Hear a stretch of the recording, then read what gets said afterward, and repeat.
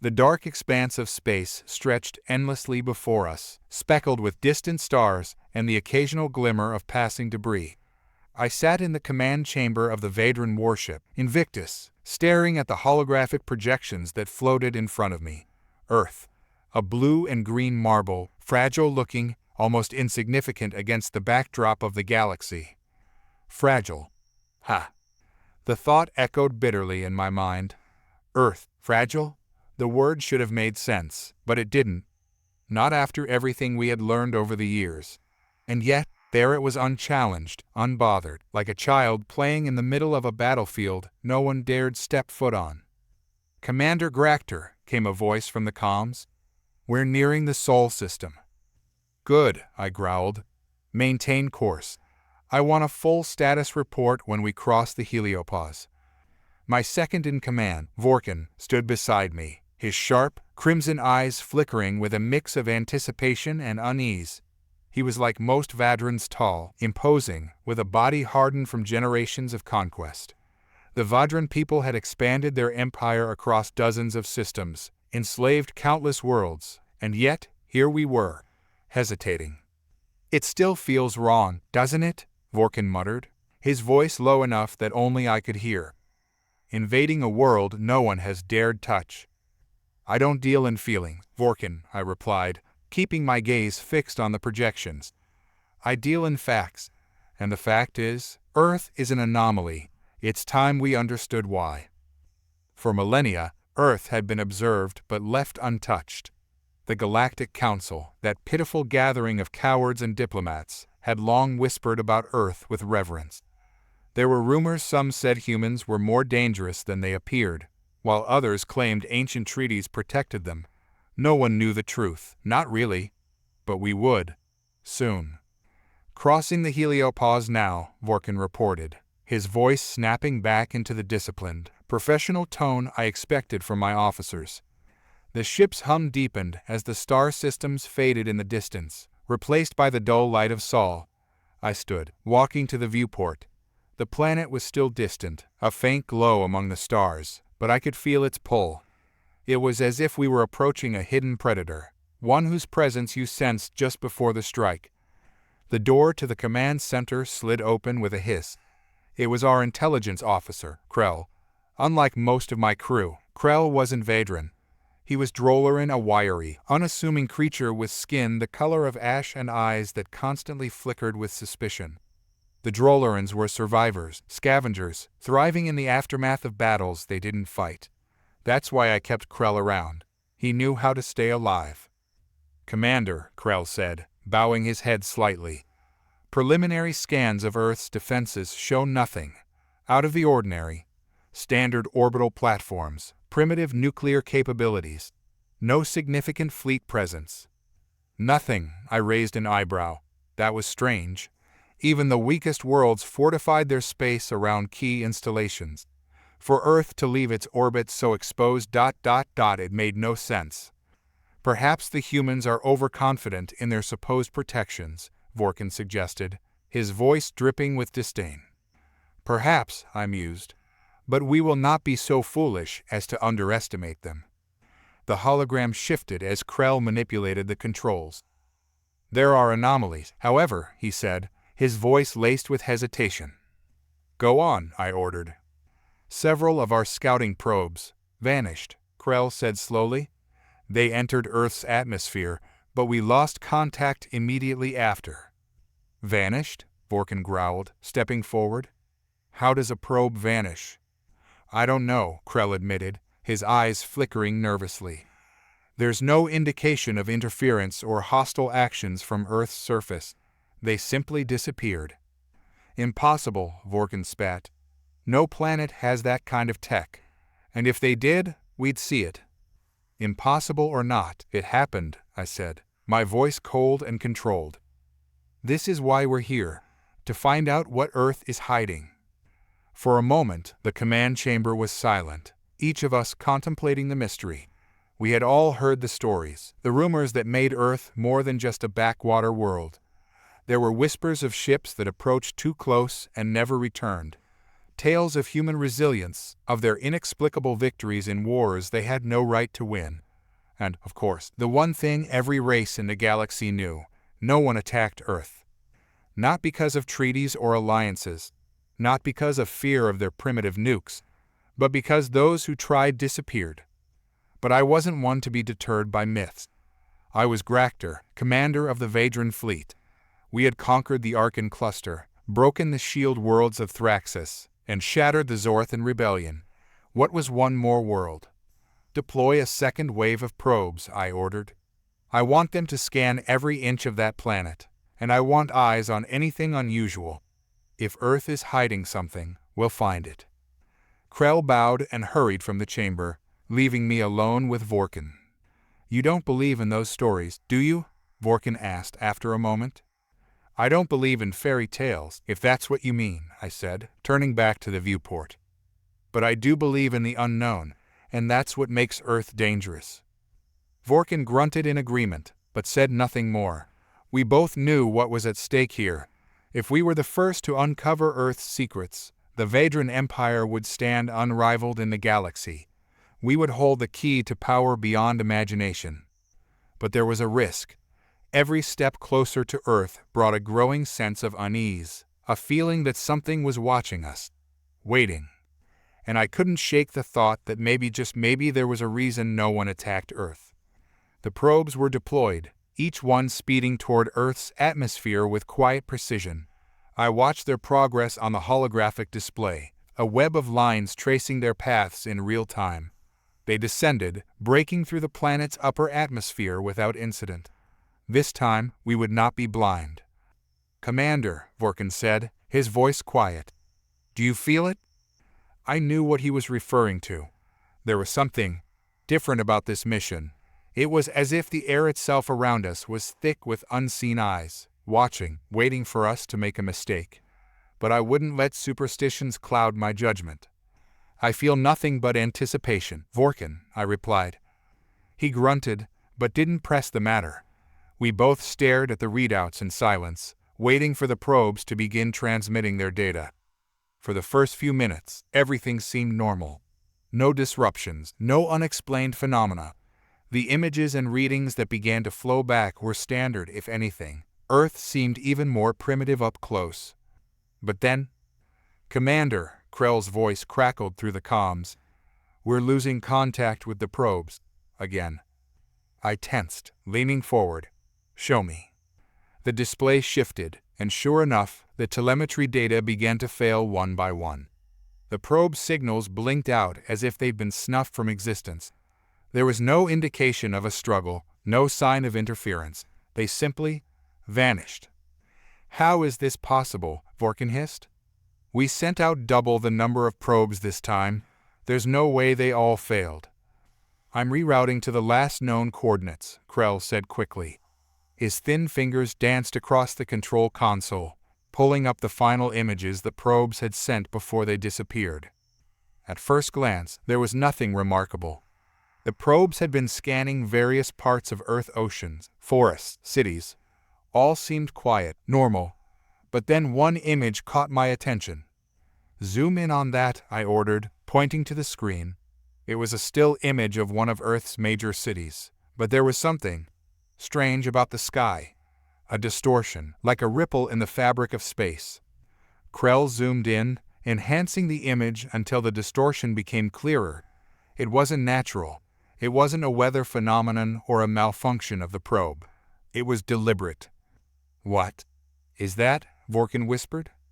Some kind of defense system, Krell suggested, but even he sounded doubtful. No, I said softly, that's not technology. Then what is it? Vorkin demanded. I didn't have an answer, but my gut told me that we were seeing the first hint of what had kept Earth safe all these years. It wasn't the strength of their armies or the sophistication of their technology. It was something deeper, something primal. Prepare the landing craft, I ordered, my voice cutting through the tension. We're going down there. Commander, are you sure that's wise? Vorkin asked, clearly uneasy. If the probes couldn't survive, what makes you think? We'll take precautions, I interrupted. But I won't sit up here waiting for answers. We go down, find out what Earth is hiding, and return with the information we need. Krell hesitated. Commander, if I may, there's something I haven't mentioned yet. Spit it out, Krell, I snapped. He winced but continued. There are reports, ancient reports, from the early days of galactic exploration about Earth. They say that it's not just the planet that's dangerous, it's the people, the humans. I frowned. Humans? Dangerous. How? It's not their technology, Krell said, lowering his voice as if speaking the words aloud would summon something terrible. It's something in them. Their ability to adapt. Their unpredictability. They change when they're threatened. They become more. More? Vorkin scoffed. That's ridiculous. They're primitive creatures, barely capable of space travel. What could possibly make them more dangerous than any other race? Krell's eyes darted nervously. I don't know, but every species that's tried to conquer Earth or provoke the humans has failed. There's a reason no one attacks them, Commander. I stared at him for a long moment. There was fear in his eyes, real fear, and that made me pause. But I was not one to be deterred by fear. Prepare the landing craft, I repeated, my voice cold and firm. We'll find out for ourselves. The descent to Earth was rougher than expected. The craft shuddered as we entered the atmosphere, turbulence rattling the hull. I sat in the cockpit, my eyes fixed on the horizon. Below us, Earth stretched out in all its natural beauty, vast oceans, sprawling cities, dense forests. It was a planet that seemed, on the surface, to be peaceful. But I knew better. The moment we broke through the clouds, I felt it, a presence. Something intangible, yet unmistakable. It was as if the air itself was alive, watching us, waiting for us to make the first move. I had never felt anything like it on any other planet. We landed in a remote area, far from any major cities or human settlements. The craft settled on the soft ground with a hiss, and I unstrapped myself from the seat. Vorkin was already on his feet, his hand resting on the hilt of his plasma blade. We'll move in a small group, I said, addressing the squad. No unnecessary risks. We're here to gather intelligence, not to engage. Understood? Understood, they replied in unison. We disembarked, stepping out onto the surface of Earth for the first time. The air was thick, humid, filled with the sounds of nature, birds chirping, leaves rustling in the wind. But underneath it all, there was a hum, a subtle vibration that I could feel in my bones. Spread out, I ordered. Scan the area. My men moved swiftly, fanning out to sweep the immediate surroundings. I stayed close to Vorkin, my eyes scanning the tree line for any signs of movement. But there was nothing. No sign of hostile life, no indication that we were being watched. And yet, the feeling of being observed persisted. Commander, Vorkin said quietly, his voice tense. I don't like this. Something's wrong. I feel it too, I admitted. Stay alert. Suddenly, there was a crackle of static over the comms. Commander, Krell's voice came through, filled with panic. You need to see this, now. What is it? I asked, already turning back toward the craft. The probe data. It's not just the probes that vanished. It's the humans. Vorkin and I rushed back to the ship, our boots sinking into the soft earth soil with every step. Krell stood at the console, hands trembling as he pointed to the screen. His face was pale, the calm, composed exterior he usually maintained shattered by whatever it was he had just uncovered. Look at this, he stammered. This is the final transmission from the probes, before they were lost. The screen flickered as the recording played. It was grainy at first, filled with static and digital noise. But then the image cleared. What we saw was impossible. The city streets, once bustling with human activity, were empty. Where did they go? Vorkin muttered, leaning in closer. I don't know, Krell replied, panic rising in his voice. They were there, and then, gone. No sign of movement, no sign of struggle. It's like they just vanished. I studied the screen carefully. The city was eerily silent, the buildings casting long shadows in the late afternoon light. It was as if time had frozen, leaving nothing but a hollow echo of civilization. "Run a deep scan," I ordered. "See if there are any signs of energy displacement, atmospheric anomalies, anything that could explain this." Krell's hands moved swiftly over the controls, but after a few moments, he shook his head. "Nothing, Commander. Everything reads as normal. There's no evidence of teleportation, no rift signatures, nothing that could account for the disappearance." I clenched my fists.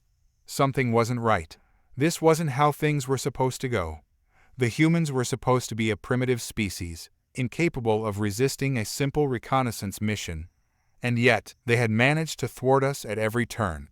First, the probes, now this. "There's something we're missing," I said through gritted teeth.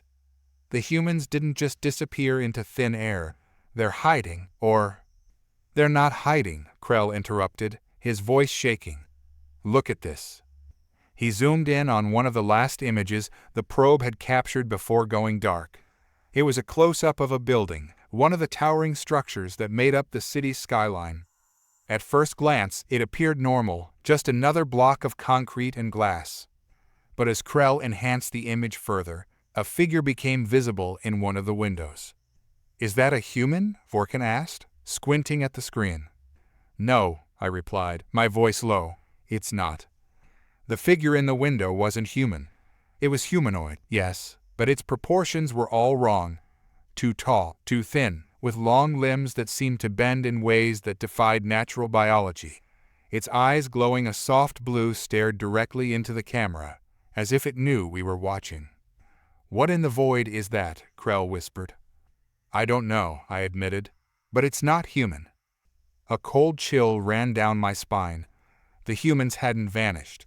They had been replaced. But by what? And why? "Commander," Vorkin said cautiously, "we need to leave. Whatever's happening here, it's beyond our understanding. We should report back to High Command and let them decide how to proceed." "Leave?" I snapped, turning to face him. "We can't leave, Vorkin. We're this close to discovering the truth. This is exactly why no one has ever succeeded in conquering Earth. There's something here, something that protects them. And if we figure out what it is, we'll have the upper hand." Vorkin hesitated, but I could see the doubt in his eyes. He didn't want to admit it, but he was afraid. And maybe he had reason to be. But I wasn't about to back down. "Suit up," I ordered. "We're going to that city." We moved cautiously through the streets, our weapons at the ready. The city loomed around us, silent and still. There were no signs of life, no sounds of machinery or distant voices. It was as if the entire population had been erased, leaving only the empty shell of their civilization behind. The air was thick with tension, every step we took echoing off the tall buildings that surrounded us. Vorkin was on edge, his eyes darting from shadow to shadow as if expecting something to leap out at any moment. Krell, on the other hand, was oddly calm, his attention focused entirely on his scanner. "Still nothing?" I asked him as we approached the center of the city.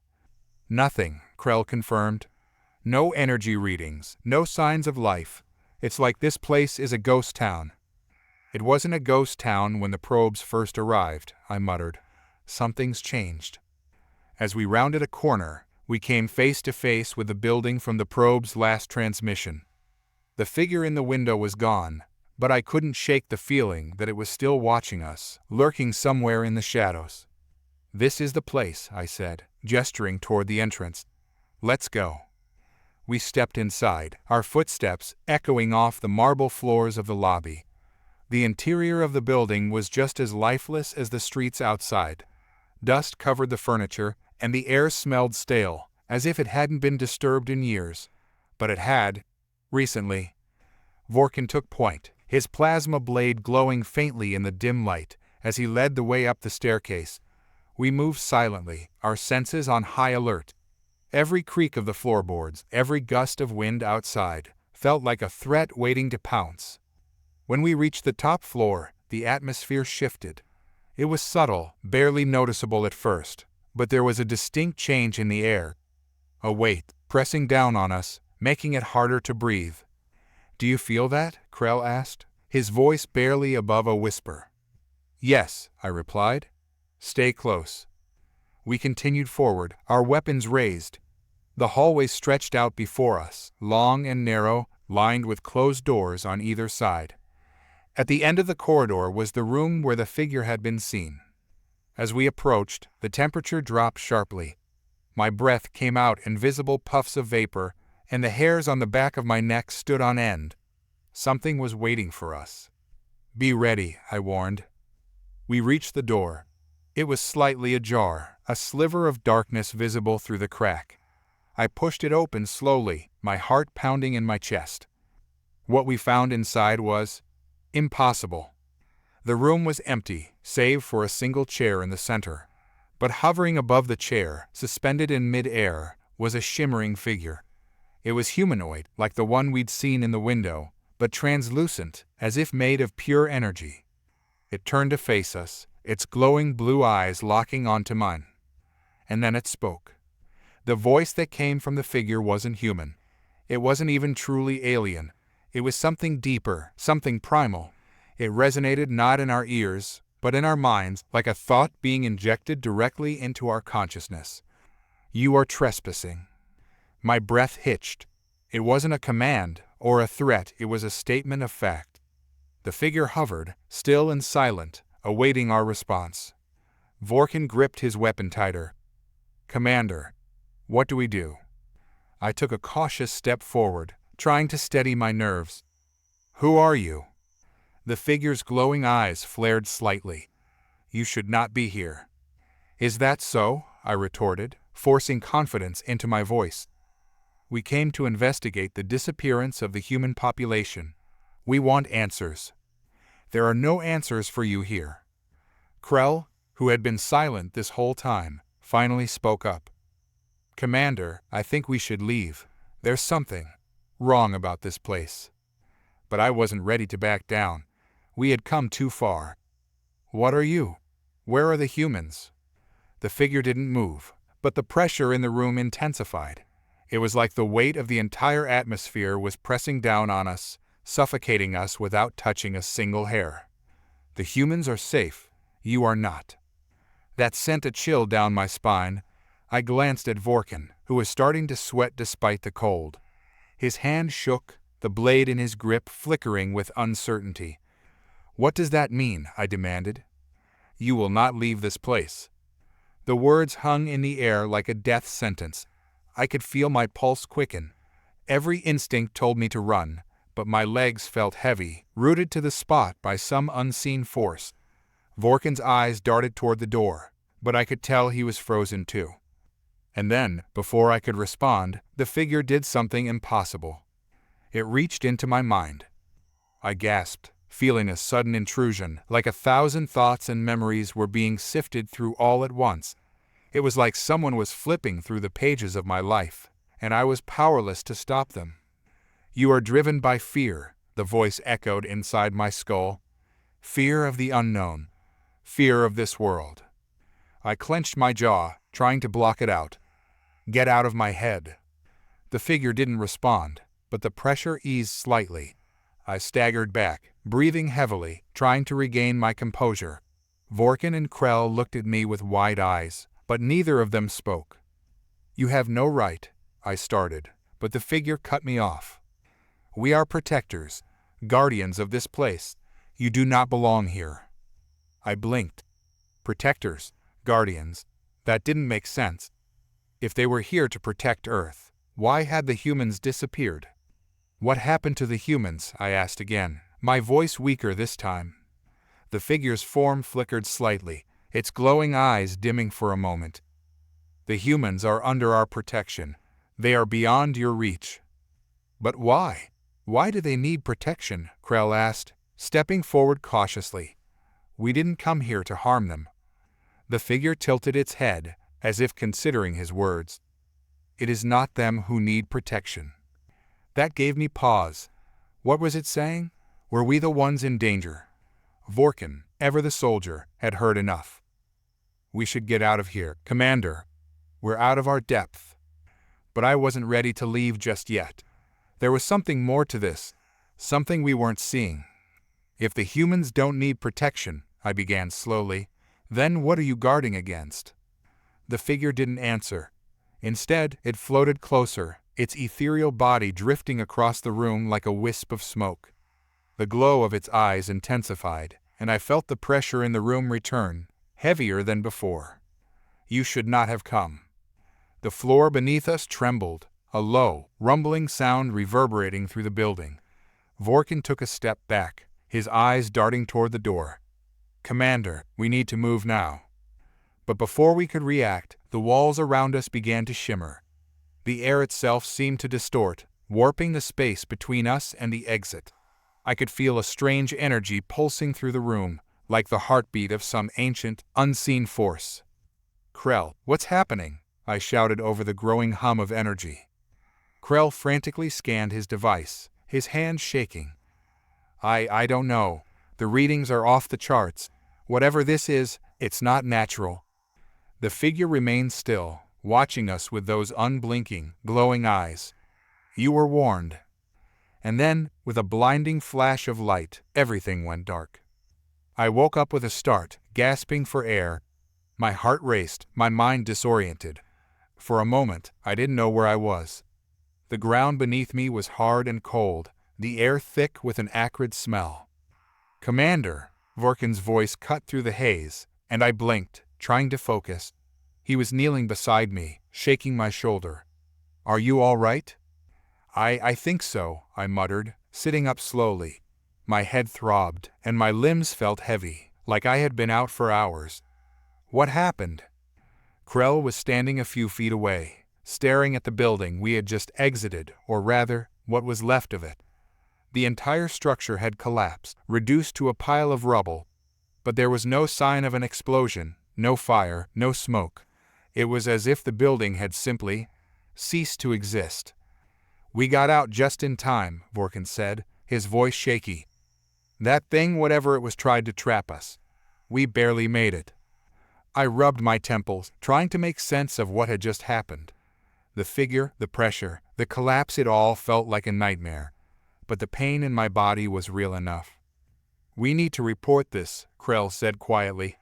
Whatever that was, it's beyond anything we've encountered before. I nodded, though my mind was still racing.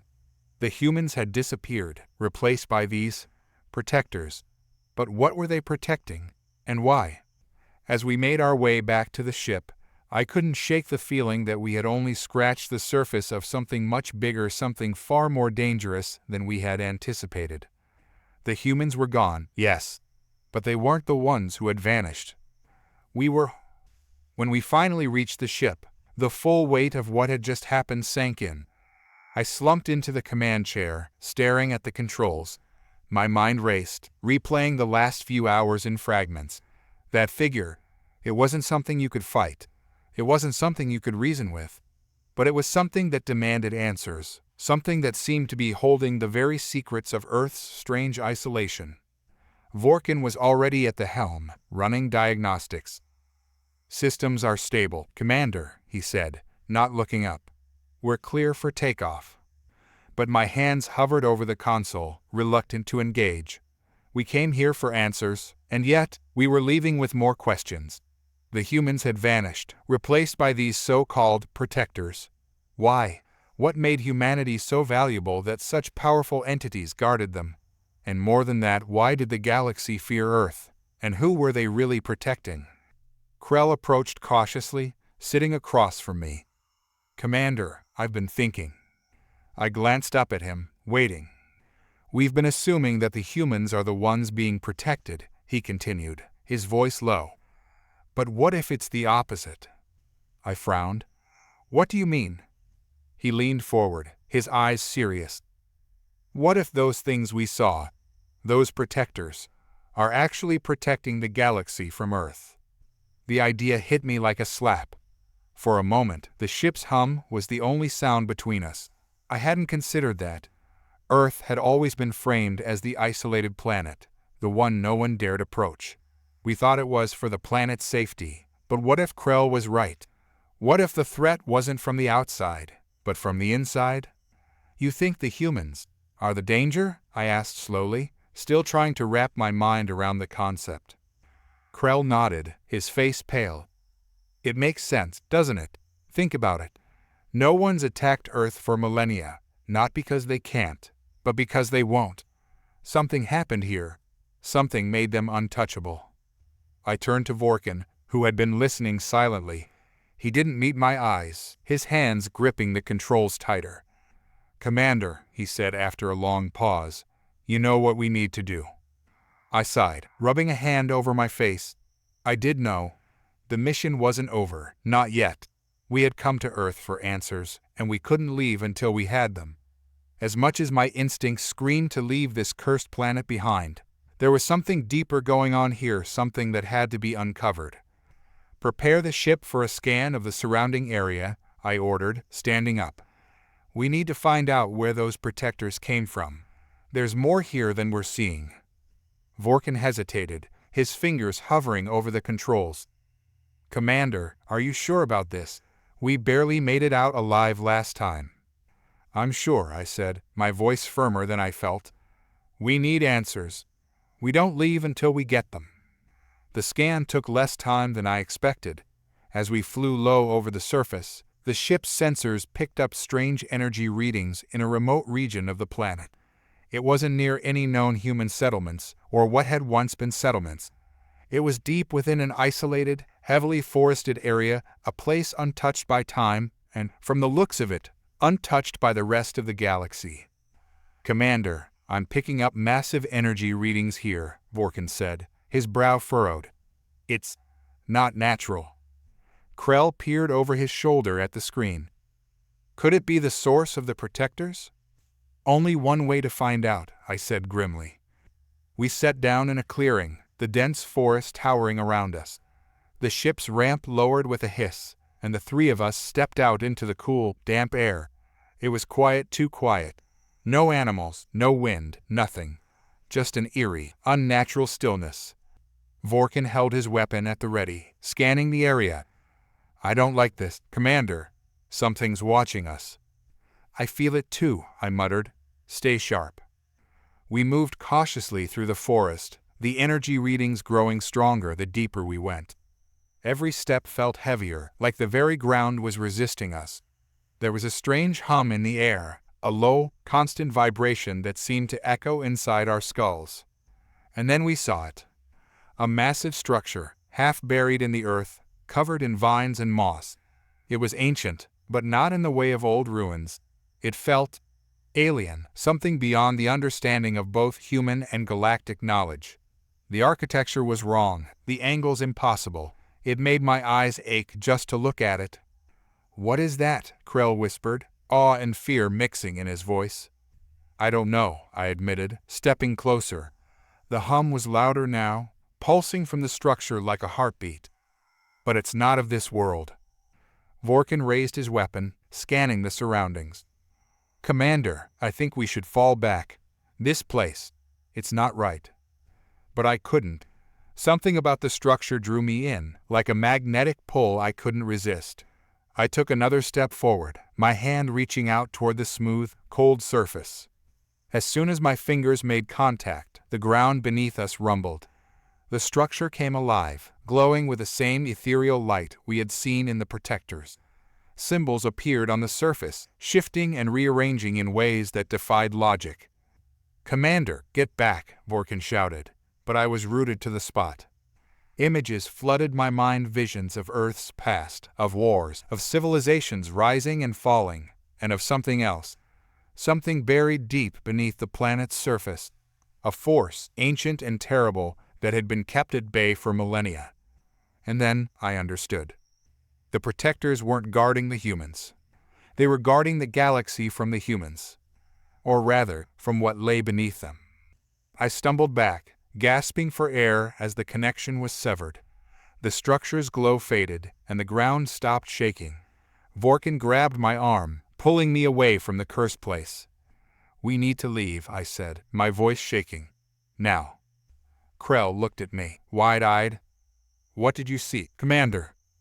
I swallowed hard, glancing back at the structure. Something buried deep beneath Earth. something ancient, powerful, and dangerous. Vorkin didn't need to hear more. He turned and started toward the ship, his steps quickening. Krell followed, but I hesitated for just a moment, staring at the ancient structure one last time. The protectors weren't here to keep the humans safe. They were here to keep the galaxy safe from what was coming. The ship's engines hummed as we ascended through the atmosphere, leaving the cursed structure and its secrets far below. But the weight of what we had uncovered remained heavy on my chest. What we had witnessed on Earth wasn't just a mystery of human protection. It was a far more disturbing truth. The humans, or more accurately, the planet itself, held a danger that could unravel the galaxy. Vorkin guided the ship through orbit, his movements tense and precise. "We're clear of the atmosphere, Commander," he said, not taking his eyes off the controls. "Where to now?" My mind raced. We couldn't just leave, not after what we'd seen, but the thought of going deeper, of trying to uncover more of the planet's dark secrets, filled me with dread. I needed time to process what I had learned, to figure out our next move. "Hold position," I said, leaning back in the command chair. "We're not leaving yet."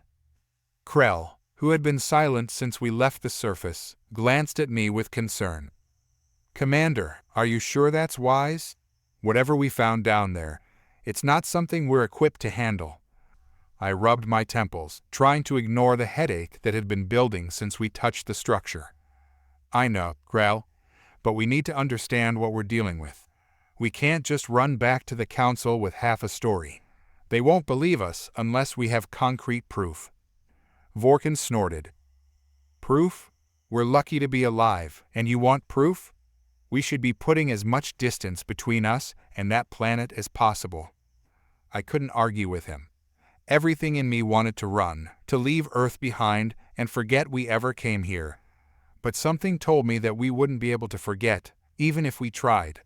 The galaxy had been avoiding Earth for a reason, and if we didn't find out why, it might come back to haunt us all. "Do another scan of the planet," I ordered, my voice more certain than I felt. "Focus on any other anomalies, energy readings, anything that matches what we found at that structure." Vorkin grumbled but complied, his fingers moving over the console. "Beginning scan. But I hope you know what you're doing, Commander." I didn't. Not really. But we were in too deep now to turn back. The minutes dragged on as the ship's sensors swept the surface below. I watched the screen intently, my heart pounding as I waited for anything to make sense of what we had seen. And then, finally, the console beeped. "I've got something," Vorkin said, frowning at the display. Another energy spike, similar to the one near the structure. Krell leaned forward, peering at the readout. "It's in the same region, but deeper underground." I stared at the screen, my stomach twisting. Another spike. Another potential source of the Protector's power, or worse, another clue to the ancient force beneath Earth. "Can we get a closer look?" I asked, already knowing the answer. Vorkin shook his head. "Not without landing. The readings are faint, but they're definitely coming from underground. We'd have to go down there again if we want to investigate." A heavy silence filled the cockpit. None of us wanted to return to the surface, especially not after what had just happened. But the pull was there, gnawing at the edges of my mind. We couldn't leave now, not when we were so close to uncovering the truth. "We go back," I said finally. "But this time, we're going in prepared." The landing was smoother than before, though the unease in the air was palpable. The new location was even more remote than the last, deep in a valley surrounded by jagged mountains. The ground here felt colder, more unnatural, as though the planet itself was trying to ward us off. We equipped ourselves with the best gear. We had environmental suits, enhanced scanners, and the most advanced weapons in our arsenal. But I couldn't shake the feeling that none of it would matter against whatever force lurked beneath Earth's surface. As we descended into the valley, the energy readings grew stronger, pulsing through the ground in a steady rhythm. We followed them to the mouth of a massive cave, its entrance hidden behind a tangle of vines and rock. The darkness inside felt oppressive, like a living thing waiting to swallow us whole. "This is it," Vorkin muttered, his grip on his weapon tightening.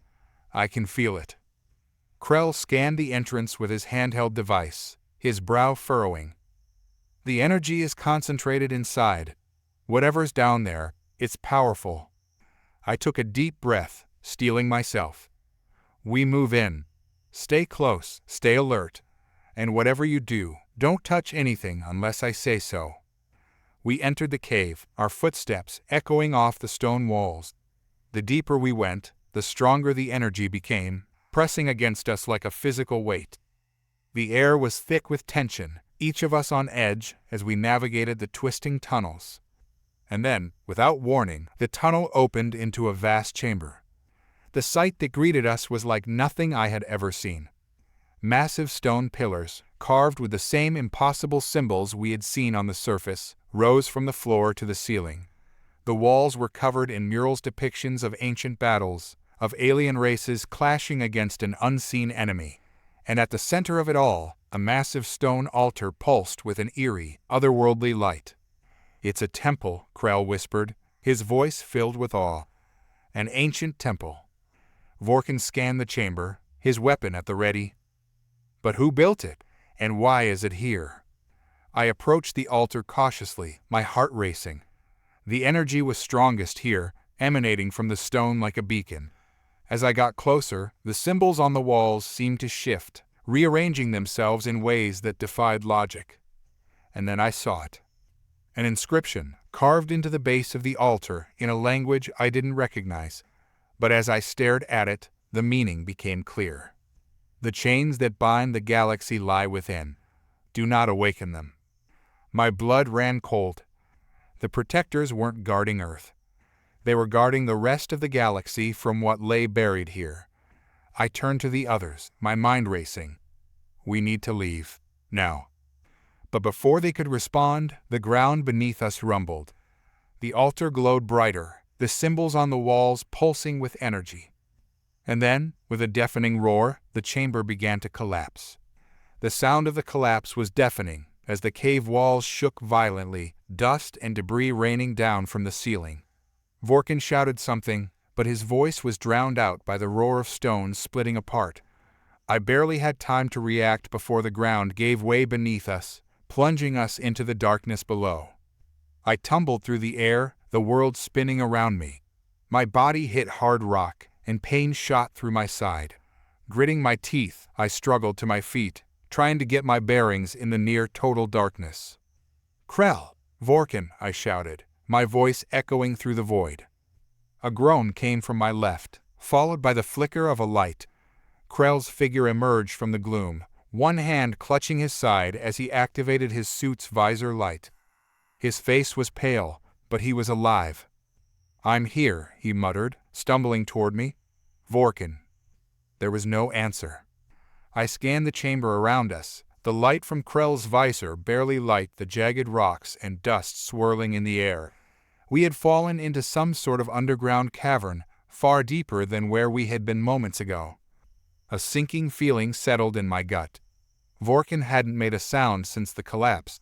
My heart raced as I activated my own visor light, frantically searching for any sign of him.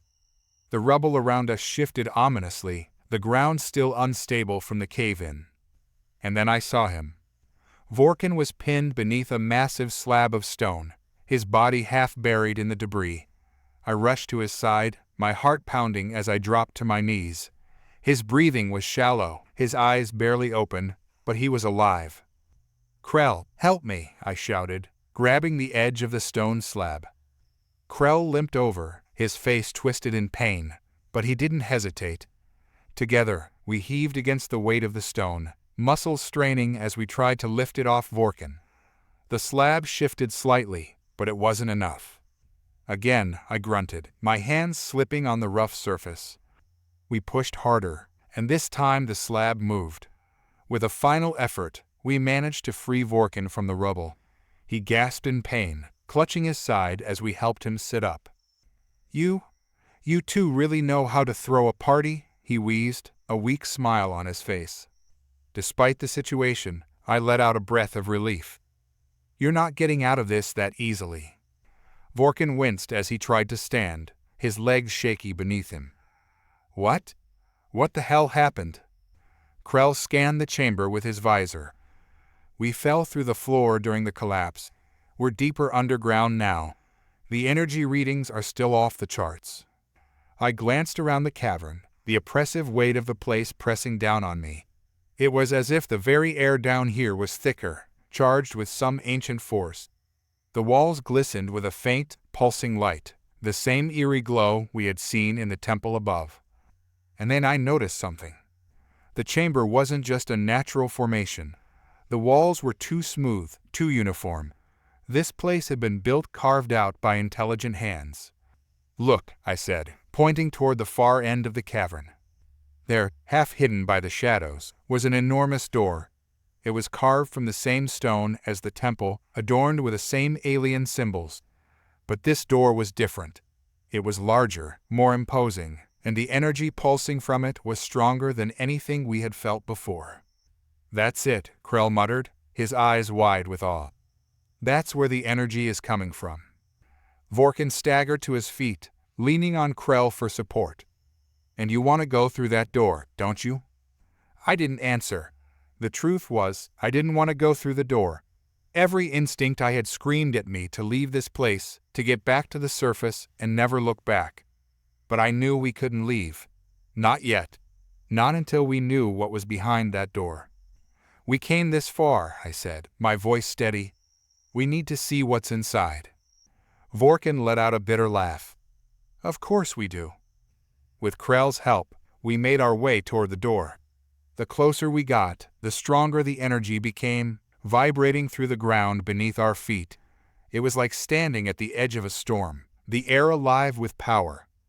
The door itself was massive, towering over us like a monolith. The symbols carved into it seemed to shift as we approached, glowing brighter with each step. There was no visible handle or mechanism, just the seamless stone surface. How do we open it? Krell asked, his voice barely above a whisper. I stepped closer, my hand instinctively reaching out toward the door. The moment my fingers brushed the stone, a surge of energy shot through me, like lightning racing through my veins. I jerked back, gasping for breath as the symbols on the door flared to life. The ground trembled, and with a low rumble, the door began to slide open. A blast of cold air hit us, and I could feel the ancient, alien power pouring from the darkness beyond. My heart pounded in my chest, every nerve on edge as the door fully opened, revealing what lay within. The chamber beyond was massive, far larger than the one we had just left. It was filled with strange, metallic structures, massive machines that hummed with energy, their purpose unknown. And at the center of it all was a single figure. It was humanoid in shape, but impossibly large, standing over 3 times our height. Its skin was made of smooth, gleaming metal, its eyes glowing with the same eerie light that filled the temple. It didn't move, didn't acknowledge our presence. But somehow, I knew it was watching us. What? What is that? Krell whispered, his voice trembling. I didn't have an answer. The thing in front of us wasn't human. It wasn't even alive in the way we understood. But the power radiating from it was undeniable. This was what the protectors were guarding. This was the source of the planet's strange defense. It wasn't the humans. It was this machine. This ancient, forgotten relic of a civilization that had come long before. And it was waking up. The massive machine stood in the center of the chamber, unmoving yet brimming with an unsettling energy. The faint hum of its systems was the only sound in the cavern, a constant reminder that whatever this thing was, it wasn't dormant. My heart pounded in my chest as we approached it. Even Vorkin, who rarely showed fear, was visibly tense. His usual sarcastic remarks had been replaced by grim silence as we took cautious steps toward the alien monolith. Krell activated his scanning device, his face light by the soft blue glow of the screen. I'm not picking up any life signs, he muttered, his brow furrowed. But there's something. I glanced at him. What do you mean, something? He hesitated. It's not alive in the biological sense, but it's not just a machine either. There's some kind of energy field around it.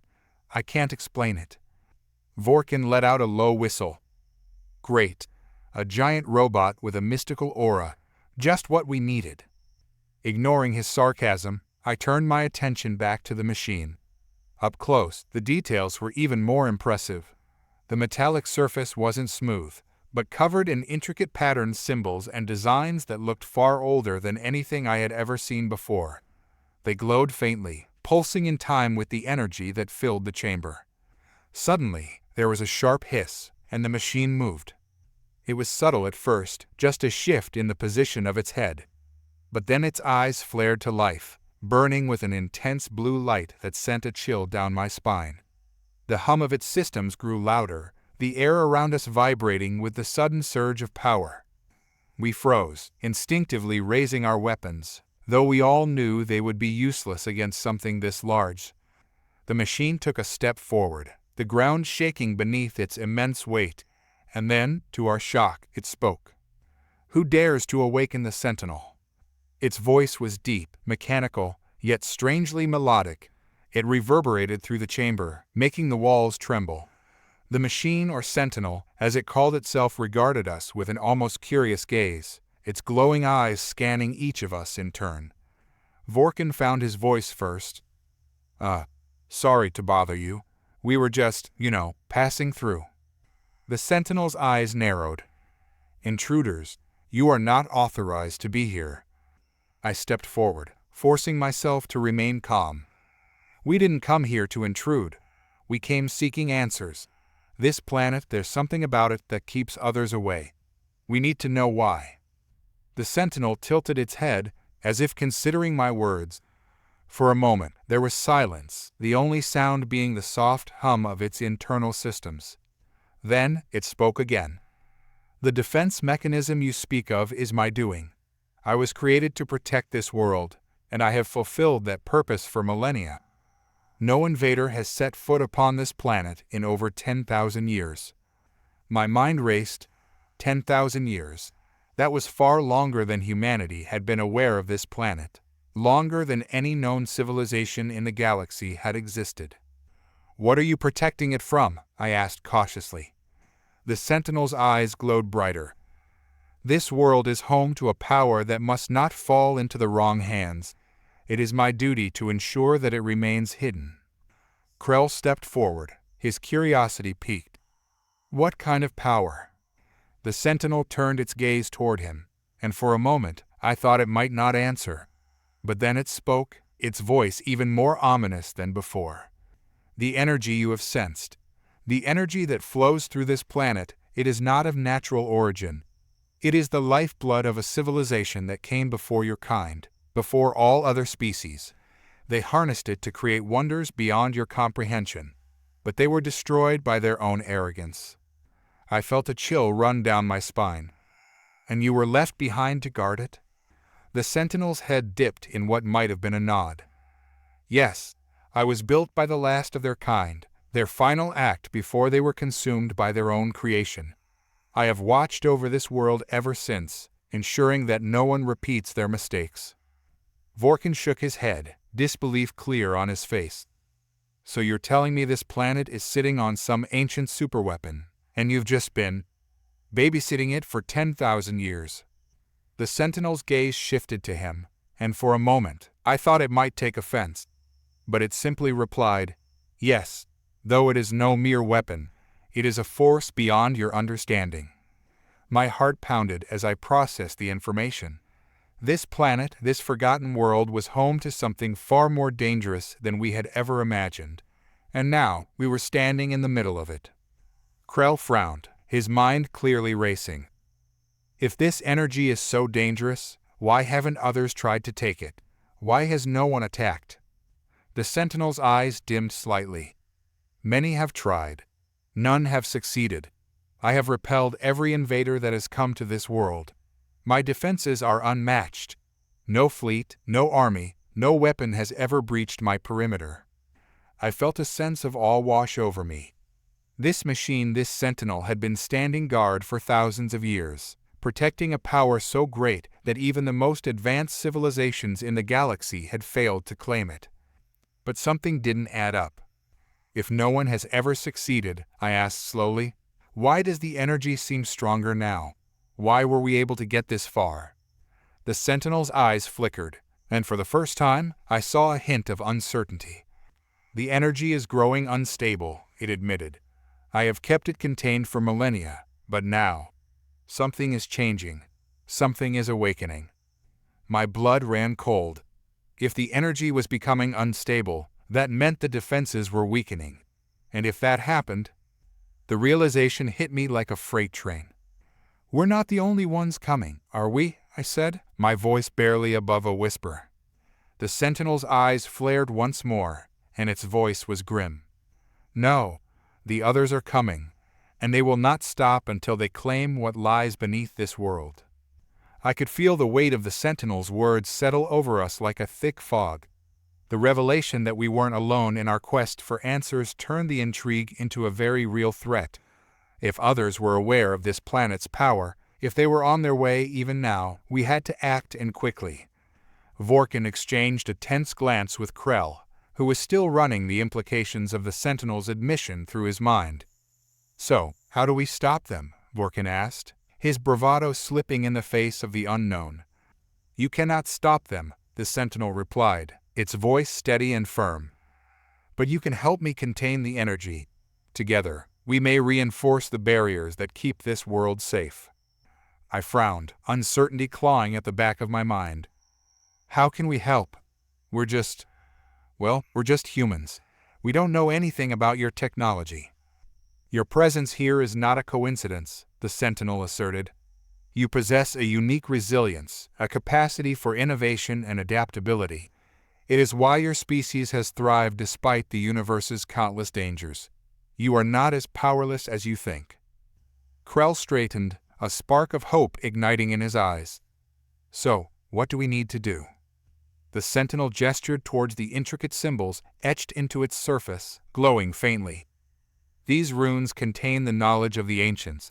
You must assist me in reactivating them to strengthen the containment field. What do we do, exactly? I asked, my mind racing with possibilities. Place your hands upon the runes and focus your thoughts on your intentions for this world. It will amplify the energy of your will and draw upon the core of the planet. I hesitated, glancing at my companions. And if we fail? Then the world will be lost.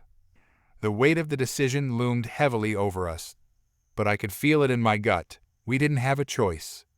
Let's do it, I said, stepping forward. The others quickly followed, and we formed a circle around the Sentinel. Focus, the Sentinel commanded, its voice resonating in the chamber. Think of your home, the people you protect, the dreams you have for your future. Let your intentions flow into the runes. As we placed our hands on the cool metal surface, I felt a surge of energy pulse through me.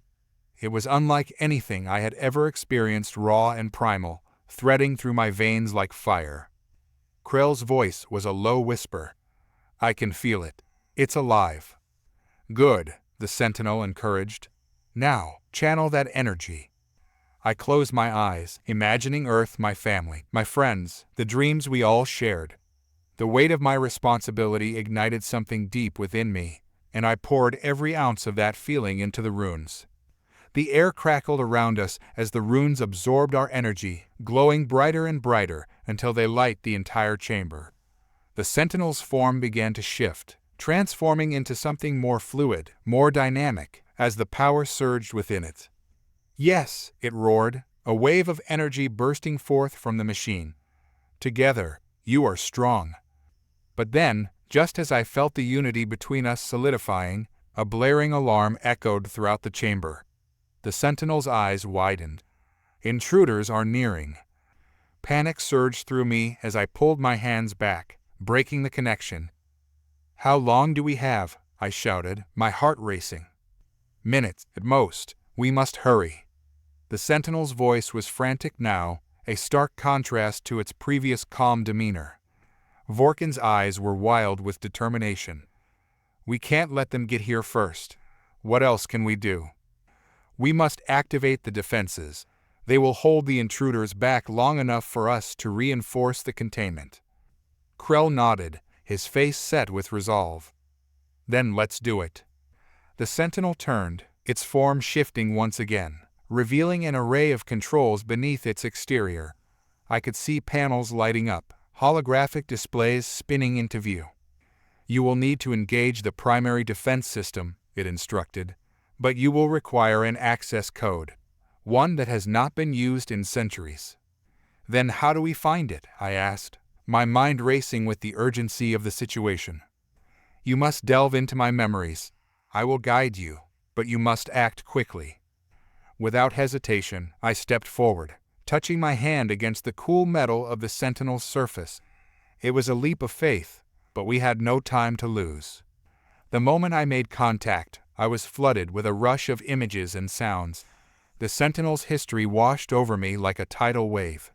I saw flashes of its creators, the civilization that had thrived on this world before their hubris led to their demise. I felt their sorrow, their fears, their regrets. And then, amidst the chaos, a sequence of numbers began to emerge, rising from the depths of its memories. "The code," I shouted, trying to retain the numbers as they flickered before my eyes. "Quickly, input it," the sentinel urged, its urgency palpable. Krell moved in close, his hands flying over the holographic interface as I recited the numbers. The displays flickered, processing our entry with a series of beeps and whirs. But time was running short. "The intruders are near," the sentinel warned again, its voice echoing with a desperate urgency.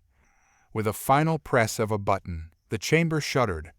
The walls vibrated, and a low hum resonated through the ground. "Defensive systems activated," the sentinel announced, its voice booming. "Prepare yourselves, the barriers will hold, but only for a time."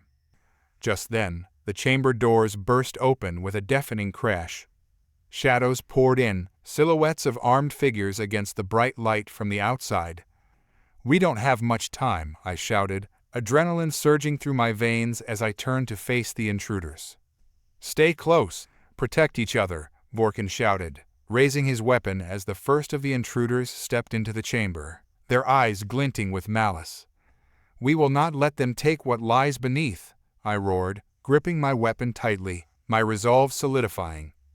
We were ready for a fight, and I could feel the weight of our determination alongside the sentinel's power surging through the air. The intruders stepped forward, their intentions clear, but they would find that this time humanity and the sentinel would not back down. The intruders charged into the chamber, their weapons raised and ready. The bright lights from our makeshift defenses light their faces hard, determined, eyes cold with purpose. I could see that they were unlike any species we had encountered so far. Their skin glistened with a metallic sheen, and their bodies were clad in armor that reflected the light in shimmering patterns. "Surrender, humans! You cannot comprehend the power you're meddling with," one of them shouted, stepping forward. Its voice was smooth yet commanding, sending a ripple of tension through the air. "We understand enough," I shouted back, my grip tightening on my weapon. "You don't know what you're up against."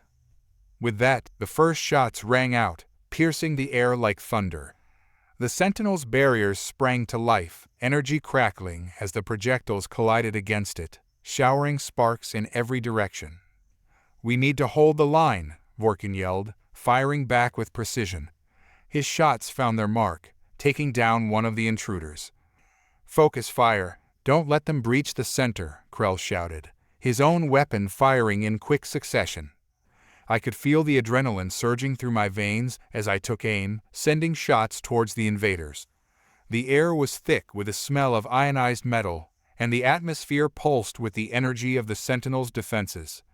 Despite the chaos, I could sense the Sentinel at the center of it all, its energy amplifying our resolve, allowing us to push back against the onslaught. The intruders hesitated, realizing they were up against something unexpected. "They're using the defenses against us," one of them barked, retreating behind cover. "We need to disable those barriers," another shouted, frustration seeping into its tone. That was our opening. "We can't let them regroup," I yelled, charging forward, my heart pounding in my chest. I darted to the left, finding an opening and taking aim once more. "Keep them off balance," Krell added, and with that, We pressed our advantage, firing relentlessly. The intruders tried to respond, but their coordinated efforts faltered under the pressure. Our focus, our determination, it was unlike anything they had encountered before. But just as we began to gain ground, the Sentinel's voice boomed above the chaos. "The energy levels are fluctuating. We need more power. Focus your will." I hesitated for a moment, torn between the battle before us and the task of channeling energy. I turned back to the Sentinel, feeling its presence strong and resolute.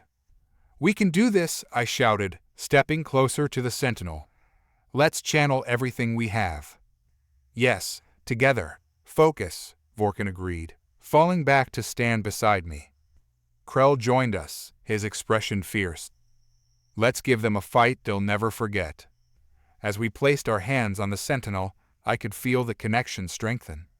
Images flashed through my mind: Earth, my friends, the life I wanted to protect. Each thought was a spark, feeding into the Sentinel's core. "Now," I shouted, pushing everything I had into the runes once more. The energy surged through us, amplifying, merging with the Sentinel's power. The chamber lit up like a supernova, and the defensive barriers flared brighter than before. "They're overwhelmed," Krell shouted, his voice filled with triumph. With newfound strength, I directed the energy outward. The barriers exploded with a shockwave of force, sending the intruders tumbling back. "This is not over," the metallic leader shouted, scrambling to regain its footing. "It is for you," I roared, advancing with Vorkin and Krell at my side. The tide had turned, and we were not about to let it slip away. One by one, we pushed forward, our shots finding their targets, the intruders falling back in disarray. The room pulsed with energy, each strike bolstered by the Sentinel's growing power, creating an unbreakable bond between us. "Reinforce the perimeter," Vorkin ordered, and we moved as one, keeping the pressure on the retreating foes. But just as we thought victory was within reach, a new sound echoed through the chamber, a low, rumbling growl that seemed to resonate from the very walls. "What is that?" Krell asked, glancing around nervously. The Sentinel's voice filled the air again, this time more urgent. "They are summoning reinforcements. We must finish this quickly." "Then let's end it," I shouted, adrenaline coursing through my veins. With a final charge, we advanced on the remaining intruders, who were regrouping behind cover. I could see the desperation in their eyes, the realization that they were facing something they couldn't fully understand. "For Earth," I yelled, letting out a battle cry as I pushed forward, Vorkin and Krell beside me. In a final surge, we crashed through their lines, pushing the intruders back toward the entrance. The chamber was filled with the sound of battle explosions, screams, the crackle of energy, and for the first time, I felt a sense of unity. But just as the last of the intruders fell, the growl erupted into a deafening roar, and I turned to see a massive figure emerge from the shadows. A creature unlike any I had seen before, towering and fierce, its eyes glinting with a primal fury. "What is that thing?" Vorkin gasped, his jaw dropping. "I don't know," I shouted back, my heart racing. "But we have to fight." The Sentinel's voice boomed again. "We must combine our strength, use the energy." I could feel the presence of the new threat, the overwhelming power radiating from it. But we were not about to back down. As the creature charged, we braced ourselves, ready to channel every ounce of our combined energy.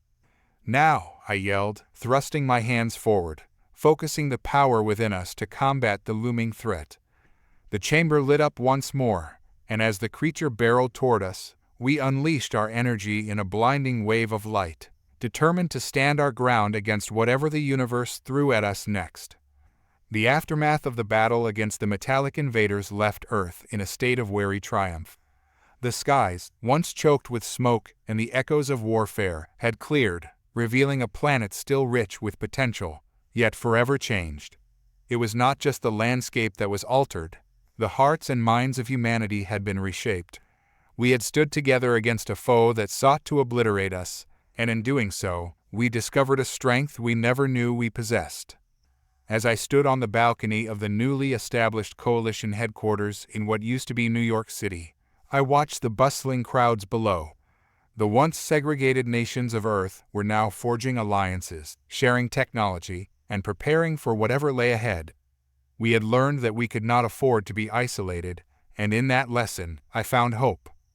"Captain Ewan," a voice called out from behind me. It was Krell, the sentinel I had fought alongside. His holographic form flickered momentarily before solidifying in the afternoon light.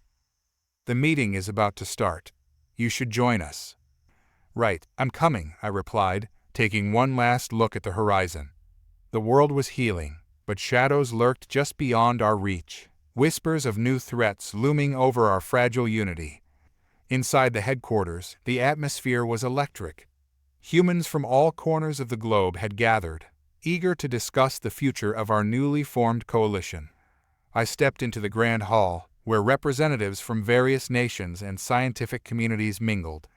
The long table in the center was adorned with maps, holographic displays, and blueprints of advanced technology artifacts of our recent victory. "Welcome, everyone," a booming voice resonated from the head of the table. It was General Vasquez, the military strategist who had led our forces against the invaders. His presence commanded respect, and I could see that he had already gained the trust of many. "Today marks a new chapter for humanity. We've survived the attack and proven our resilience. But we cannot rest on our laurels. Our enemies are out there, and we must prepare for their return." As he spoke, I scanned the room. There were scientists, engineers, and military personnel, each bringing their expertise to the table. But what struck me most were the faces of the newcomers, individuals who had faced their own battles, driven by personal losses or a thirst for justice. Each one of them carried a story that deserved to be heard. "We need to bolster our defenses and share our knowledge. I propose we create specialized teams to handle different aspects of our strategy," Krell suggested, his holographic figure flickering with enthusiasm. "I agree," Vasquez replied, nodding thoughtfully. "But we also need to establish a unified command structure. Everyone must know their role if we're to face whatever comes next." The discussions flowed, punctuated by ideas and suggestions, but as the hours passed, a sense of urgency began to build. My mind drifted to the battles we had fought. Each victory had come at a cost. Lives had been lost, and I couldn't shake the feeling that we were merely postponing the inevitable. "What's the situation with our allies?" I asked, breaking into the conversation. "We've received signals from the Zypherians," a tech specialist reported. "They've expressed interest in collaborating, but there's skepticism on both sides. Their technology is advanced, but they have a reputation for being secretive." "We can't afford to alienate potential allies," Vasquez said firmly. "We need their resources, especially if we're facing a coordinated attack." "Let's arrange a meeting," I suggested. "We can send a delegation to their home world. It could establish trust and pave the way for cooperation." "It's worth a shot," Krell agreed. "If we can bridge that gap, we'll be stronger together." With that, the meeting evolved into strategic planning. We divided into smaller groups, each tasked with specific objectives. I joined a team focused on interspecies diplomacy, working alongside Krell and several experienced negotiators. We spent days drafting proposals and crafting messages that would resonate with the Zypherians. But just as we were making headway, the comms unit crackled to life. "We have a situation," a voice interrupted, cutting through our discussions. "A distress signal has come from the Outer Rim colonies. It's from a human settlement." "Put it on the main screen," Vasquez commanded, his demeanor shifting from strategic planner to action-oriented leader. The room fell silent as the feed displayed a chaotic scene, a colony under attack, structures ablaze, and desperate cries for help echoed through the speakers. My heart raced as I recognized the area. It was a remote outpost established to harness resources from the nearby asteroid belt. "This is a coordinated attack," Krell remarked, his eyes narrowing. "Look at their weaponry. It's not just opportunistic raiders. This is a strategic strike." "We can't waste any time," Vasquez declared. "We need to send a response team immediately." "I'll go," I volunteered, my instincts kicking in. I can lead a team to evacuate any survivors and gather intel on the attackers. I'll join you, Krell said, his voice resolute. We need the Sentinels' abilities to interface with their technology. And I'll bring a crew of specialists to support your efforts, a military officer added, stepping forward. We'll need every advantage if this is as serious as it looks.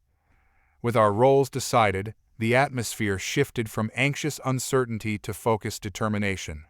We had faced the darkness before, and now we had the chance to act. As we prepared to depart, I couldn't shake the feeling that this was just the beginning. As the transport vessel launched, I looked out at the stars, thinking of the colony and the lives at stake. We were headed into the unknown, but we had one thing to cling to: the spirit of humanity that had brought us together in the first place. No matter what awaited us, we would fight for our future, and we would fight for each other. As the transport vessel surged into the blackness of space, the hum of the engines filled the cockpit with a reassuring rhythm. I settled into my seat, fastening my harness as Krell materialized beside me in his holographic form. The flickering lights of the control panel reflected off his translucent features, casting an ethereal glow in the cramped space. "What do you think we'll find down there?" he asked, his voice echoing with curiosity and concern. "I'm hoping for survivors," I replied, staring out at the sprawling expanse of stars. "But given the intensity of that distress signal, I fear we might find more than we bargained for."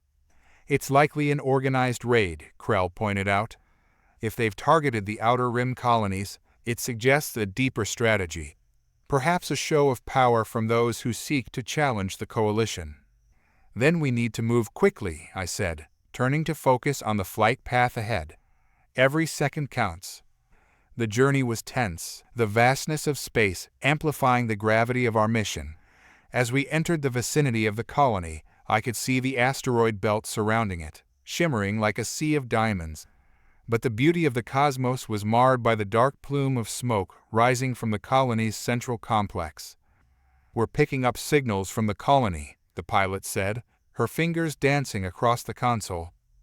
"Emergency protocols are still active, but we're not detecting any life signs." "Prepare to deploy the ground team," I ordered, my heart racing as dread settled in my stomach. "We'll need to split into search parties and cover as much ground as possible." As we landed on the cracked and charred surface, the air was thick with the acrid scent of burning debris. My team of specialists comprising engineers, medics, and security personnel disembarked, weapons drawn and eyes scanning for any threats. The colony, once vibrant with life, was now a haunting shell of its former self. "Stick together and be vigilant," I instructed, my voice steady but laced with urgency. "We're looking for any survivors and intel on the attackers. Krell, can you interface with the colony's systems?" "I'll try to access their network," he responded, his holographic form flickering as he shifted to focus. "I may be able to retrieve security footage that could reveal who or what attacked." I led my team deeper into the heart of the colony, where the damage was most severe. Structures lay in ruins, with twisted metal and shattered glass littering the ground. The eerie silence was punctuated only by the distant crackling of flames and the occasional groan of collapsing supports. "Over here," one of the engineers shouted, pointing to a cluster of overturned vehicles. "There's something trapped." We rushed over, carefully lifting debris to uncover a survivor, a young man, bloodied and unconscious but alive. I knelt beside him, checking for vital signs. "We need to get him stabilized." The medic sprang into action, administering first aid while I scanned the area for further threats. My mind raced, piecing together the puzzle. If they had left survivors, it meant they wanted something more than just destruction. Perhaps they were sending a message, a warning. "Krell, any luck with the systems?" I called out. "Accessing now," he replied. "It appears the attack was coordinated. I'm pulling up security footage from the mainframe. Oh, this is interesting." A holographic display appeared, projecting live footage of the attack. Shadows darted through the framed figures with sleek armor, moving with precision and coordination. They moved like a well-oiled machine, breaching defenses and overwhelming the colony's security forces. They're not just raiders, I realized aloud. They're military. This is a professional strike force. What do they want? The medic asked, glancing up from the survivor. That's what we need to find out, I replied, scanning the video feed for any identifying insignia. As I focused, one of the armored figures turned, and my breath caught. The emblem on their shoulder was unmistakable, a dark spiral intertwined with a jagged star. It's the Akrathians, I shouted, the realization crashing over me like a wave. They're coming for us again. The same ones we faced before? Krell asked, his holographic brow furrowing. But why would they attack now? We've just begun to establish peace. This is an act of aggression, a test of our resolve, I said, my fist clenching. They're showing us that they're still a threat. We need to regroup and warn the coalition. Before I could voice my next thought, an explosion reverberated in the distance. The ground shook, and dust rained down from the crumbling structures. We need to move, I shouted, urgency fueling my voice. As we sprinted back toward our transport, I could hear the distant sounds of armored boots and shouts. We had to evacuate the survivor and get back to the coalition before it was too late. The stakes had risen higher than I had anticipated, and we were now in a race against time. Deploy the emergency beacon, I ordered as we reached the transport. We need immediate extraction. The pilot initiated the beacon while we secured the survivor, who remained unconscious. As the signal flared into the sky, I couldn't shake the feeling that this was only the beginning. The Akrathians had returned, and their intentions were far from clear. Get ready, I warned, keeping my weapon at the ready as we waited for extraction. They may have left, but we're not out of danger yet. The sounds of the attackers grew louder, reverberating through the shattered remains of the colony. Each footstep felt like a countdown, a reminder that we were racing against an unseen clock. Just as I was about to call for a retreat, an explosion rang out nearby, sending a shockwave through the air. The ground beneath us quaked violently, and I stumbled, bracing myself against the transport. Now, I shouted, pushing everyone into the vehicle. The hum of the engines was a welcome sound as we ascended into the black void of space. I settled back in my seat, trying to shake off the weight of the harrowing scene we had just escaped. The colony, once a beacon of hope, now lay in ruins, a grim reminder of the threats lurking in the cosmos.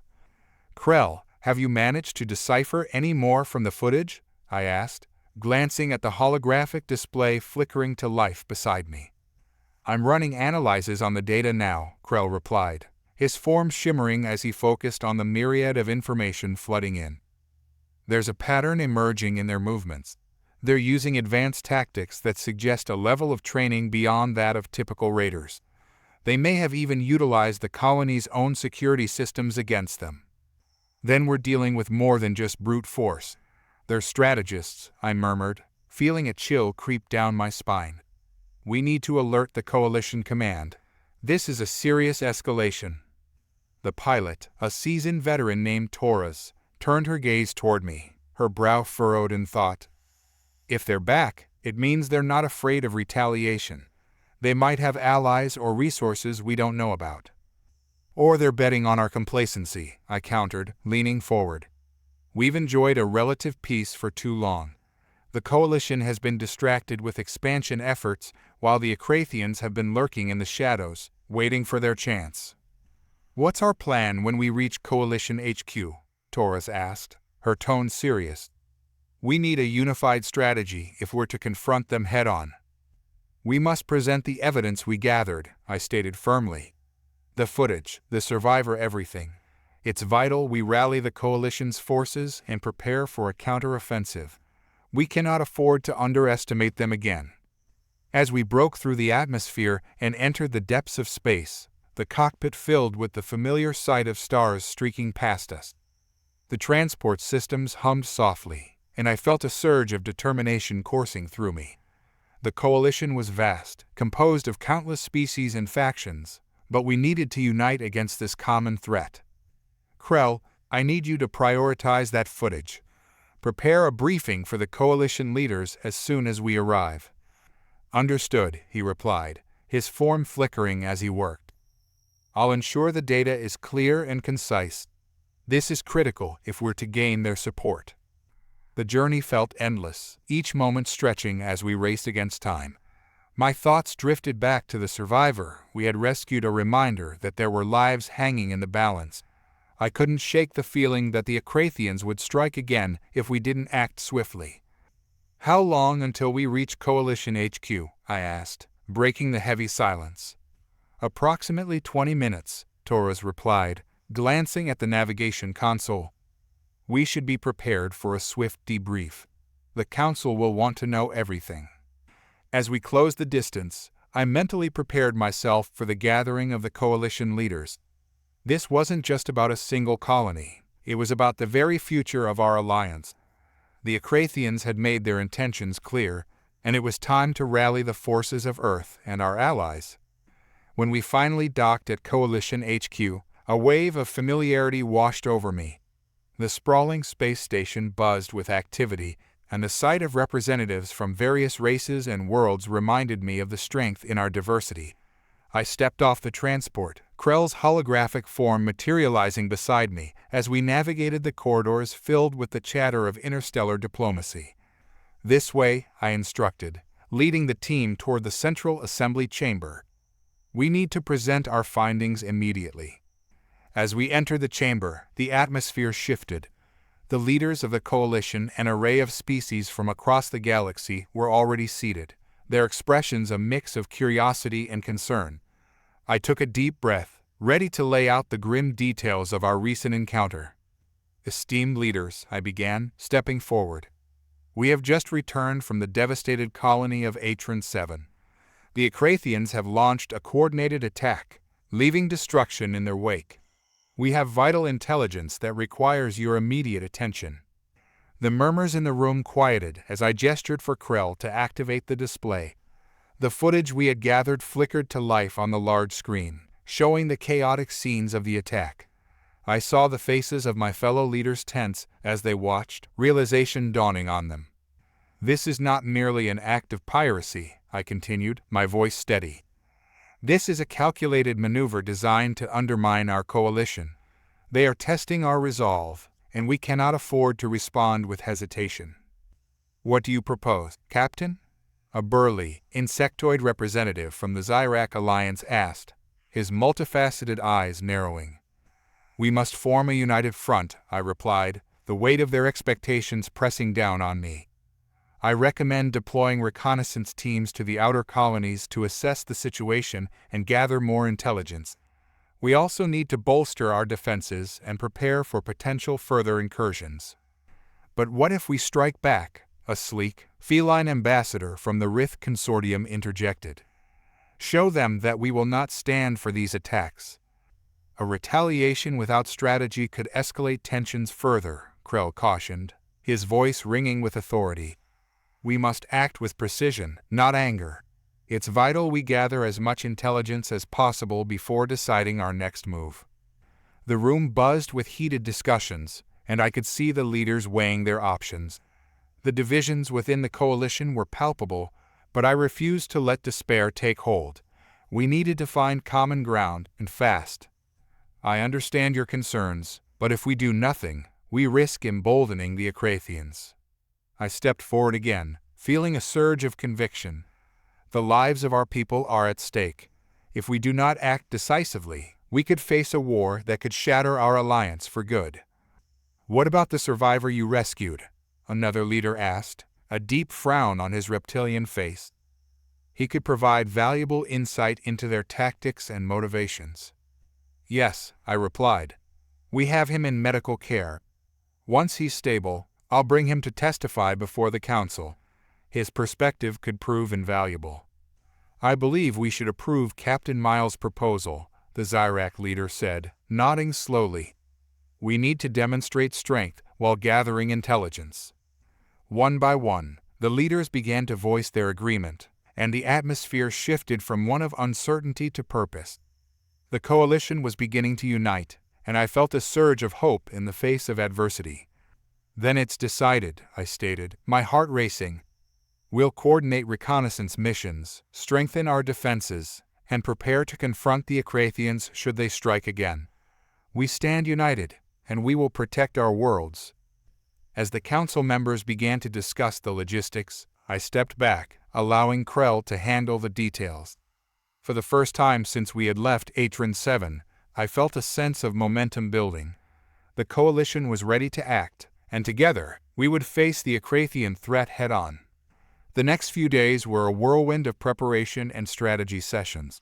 The coalition leaders rallied their forces, and an energy filled the air as we set about fortifying our defenses and gathering intelligence on the Akrathian threat.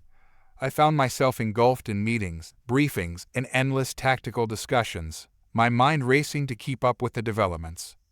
On the fourth day after our return, we gathered in the central command hub of Coalition HQ. The large, holographic map displayed our outer colonies, highlighting strategic positions and potential vulnerabilities. Krell, still by my side, worked diligently to process the data we had gathered. "We've received reports from the reconnaissance teams," Krell announced, his holographic form shifting to highlight key locations. "Several colonies have reported sightings of Akrathian ships, confirming our fears. Their fleet appears to be regrouping near the Zalthar Nebula." "That's dangerously close to our border," I remarked, leaning closer to the projection.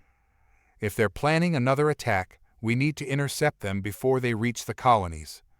"I recommend deploying a task force to the nebula," Torres suggested, her eyes locked on the hologram.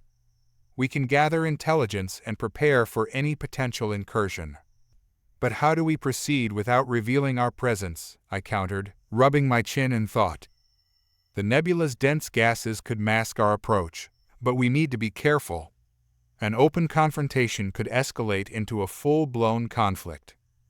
"We'll need to approach with stealth," Krell interjected, "utilizing cloaking technology and small strike teams to gather intel would minimize our exposure. This way, we can assess their capabilities without provoking them." The room buzzed with agreement as we strategized the details of our approach. We would form a task force comprised of ships from different races within the coalition, showcasing our unity against the Akrathian threat. "I want volunteers for the strike teams," I declared, scanning the faces around me. "We'll need the best of the best for this mission. The Akrathians won't be easy to handle." Several hands shot up, and I felt a surge of pride. Among them was a young human officer, Lieutenant Carter, who had been eager to prove himself ever since he joined the coalition forces.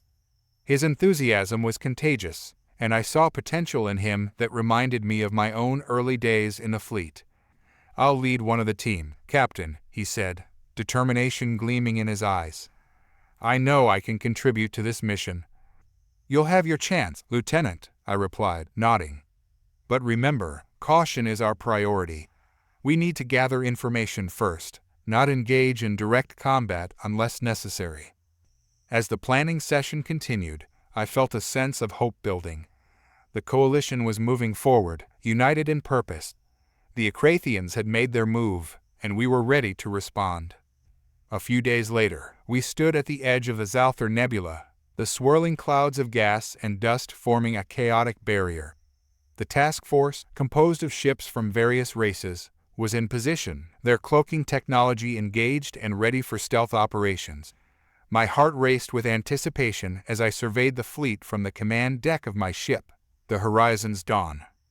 "All ships reporting ready, Captain," Torres announced, her voice steady. "We're set to initiate the recon mission." "Excellent," I replied, my gaze focused on the nebula. "Let's proceed cautiously. Maintain communication at all times, and report any sightings of Akrathian vessels immediately."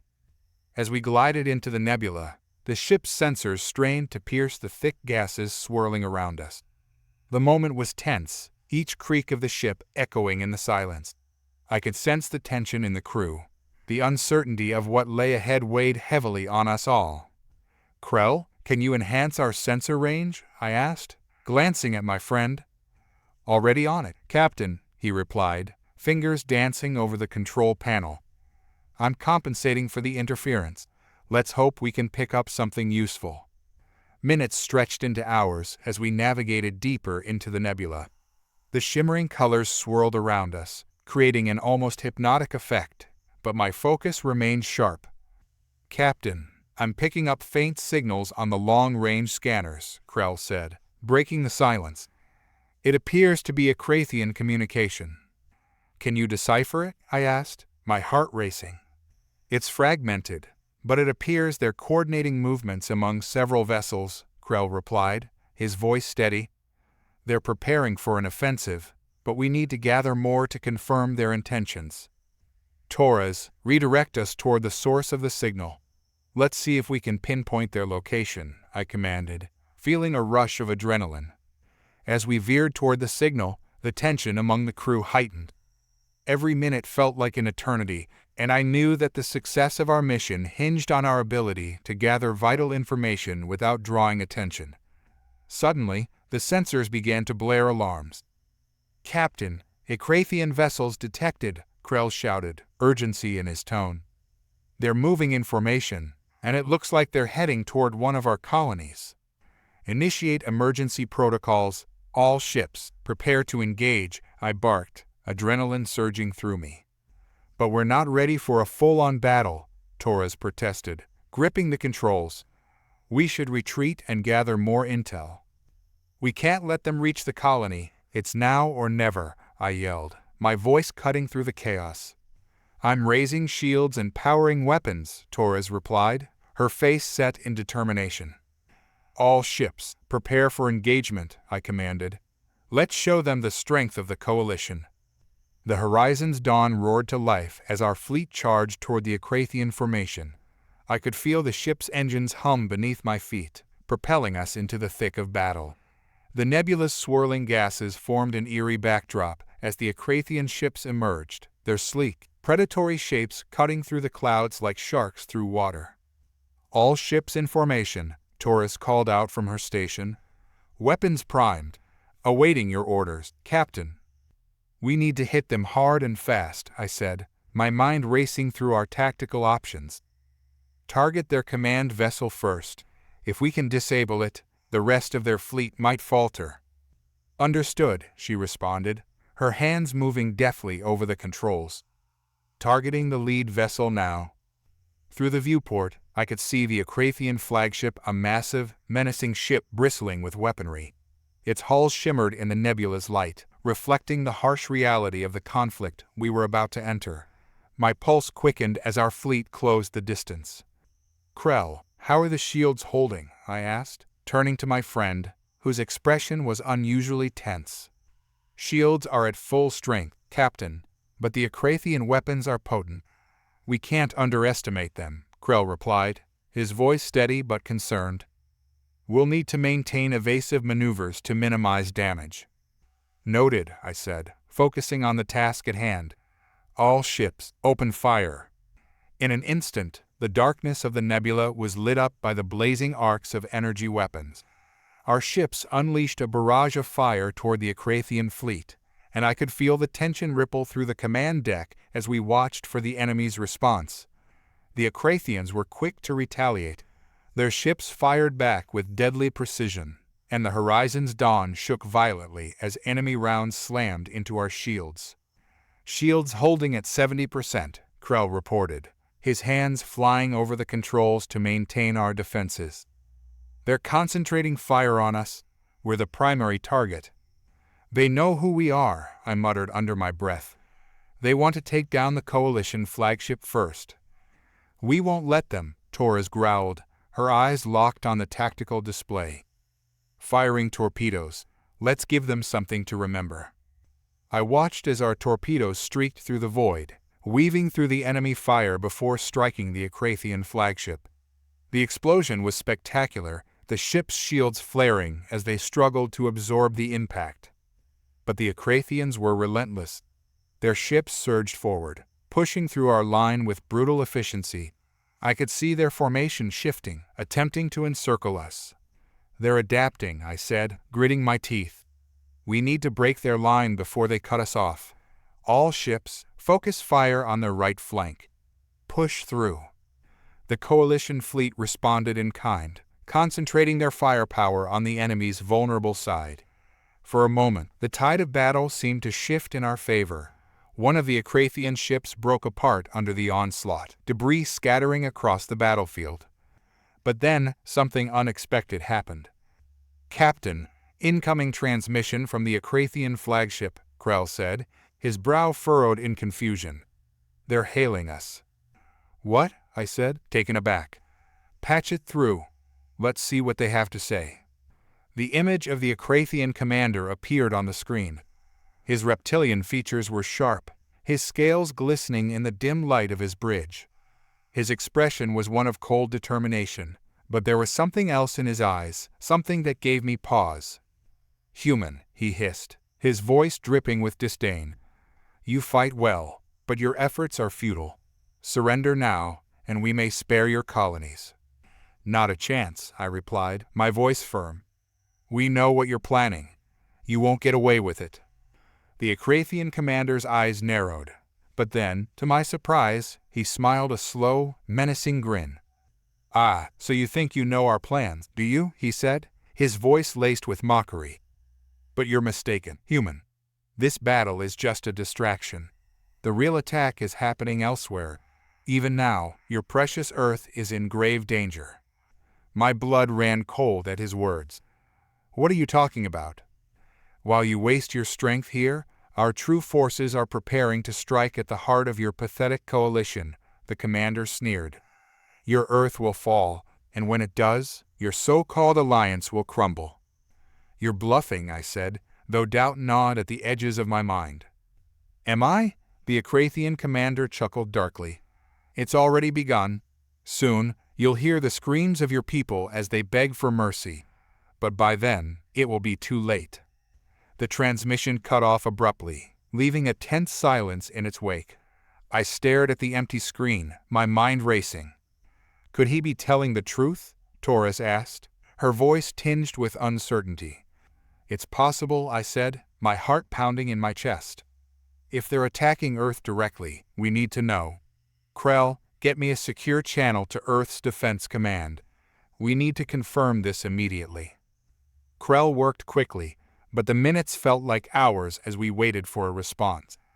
Finally, the screen flickered to life, and the grim face of Admiral Richards appeared. "Captain," Richards said, his tone grave, "we've just received reports of an Akrathian fleet heading toward Earth. They're bypassing our outer defenses and moving straight for the planet." "How long do we have?" I asked, my stomach twisting in knots. "Hours, at most," the Admiral replied. "We're scrambling all available forces, but they're coming in fast." The weight of the situation hit me like a sledgehammer. The Akrathians had played us, using the battle at the nebula as a diversion, while their true target Earth lay vulnerable. "We need to get back to Earth," I said, my voice steady despite the fear gnawing at me. "Now." "But the fleet," Taurus began, but I cut her off. "Earth comes first," I said firmly. "We'll leave a detachment here to hold the line, but we have to protect our home. If Earth falls, everything we've fought for will be lost." The decision was made. We disengaged from the battle and plotted a course back to Earth at maximum speed. As the stars streaked past us, I couldn't shake the image of the Akrathian commander's smug grin. They had underestimated humanity before. They wouldn't make that mistake again. But now, it was our turn to show them just how far we were willing to go to defend our home. The engines of the Horizon's dawn strained as we pushed the ship to its limits. The stars streaked past us, their light distorted by the intense speed as we raced toward Earth. Silence filled the command deck, the weight of our mission pressing heavily on every soul aboard. We all knew what was at stake. The Akrathians had drawn us away, and now Earth was in mortal danger. I stood at the viewport, my reflection staring back at me, eyes hardened by years of conflict. But this felt different. This wasn't just another battle. This was home. Earth, the birthplace of humanity, the anchor of the coalition, was under threat, and if we failed... I couldn't even allow myself to finish the thought. "Captain," Krell's voice broke the silence. "We're receiving a priority transmission from Earth Defense Command. Admiral Richards is on the line." Put him through, I said, turning away from the stars. The screen flickered, revealing the face of Admiral Richards once more. His normally calm demeanor was replaced with something I had never seen before: fear. "Captain Hale," he began, his voice strained. "We've got a serious situation here. The Akrathian fleet has bypassed most of our defenses. They're on a direct course for Earth's major cities. We're scrambling everything we've got, but it's not enough." "What's their target?" I asked, my heart pounding. "The cities? Military installations?" "It looks like a full-scale planetary assault," Richards replied, grim. "They're going after everything. Military, civilian, there's no distinction. We've identified their command ship, but we can't get close enough to take it out. They've surrounded it with a defensive perimeter." I cursed under my breath. The Akrathians were going for total domination, no half measures. This was their final move, and it was ruthless. "We're on our way," I said. "We'll punch through that perimeter and take down their command ship. If we can kill the head, maybe we can scatter the body." Richards nodded, though his eyes betrayed his doubt. "We'll give you whatever support we can, but hurry. We don't have much time." The transmission ended, and the tension on the command deck thickened. "You heard the Admiral," I said, turning to the crew. "We're going to hit that command ship with everything we've got. Krell, prepare the weapons. Torres, plot the best approach to breach their perimeter. We don't get second chances here." "Aye, Captain," Torres responded, her hands already moving over the controls. The hours dragged on as we neared Earth, the weight of impending battle hanging over us like a storm cloud. When the blue-green sphere of our homeworld finally appeared on the screen, it was a bittersweet sight. Earth, so familiar, so beautiful, and yet now it was the battlefield we had to protect. "Captain," Torres called, breaking me from my thoughts. "We're picking up the Akrathian fleet. They're already in the upper atmosphere, moving into attack positions." The screen zoomed in, and I saw the unmistakable forms of the Akrathian ships, hovering menacingly above Earth. Their command vessel was at the center of the formation, a massive juggernaut that dwarfed everything around it. Smaller ships buzzed around it, forming a tight defensive perimeter. "They're not going to make this easy," Krell muttered. "That's a lot of firepower." "We don't need it to be easy," I said, clenching my fists. "We just need to be smarter." The Horizon's Dawn broke formation with the rest of the Coalition fleet, charging toward the Akrathian forces. The first volleys of energy fire lit up the sky, and the ship rattled as enemy rounds struck our shields.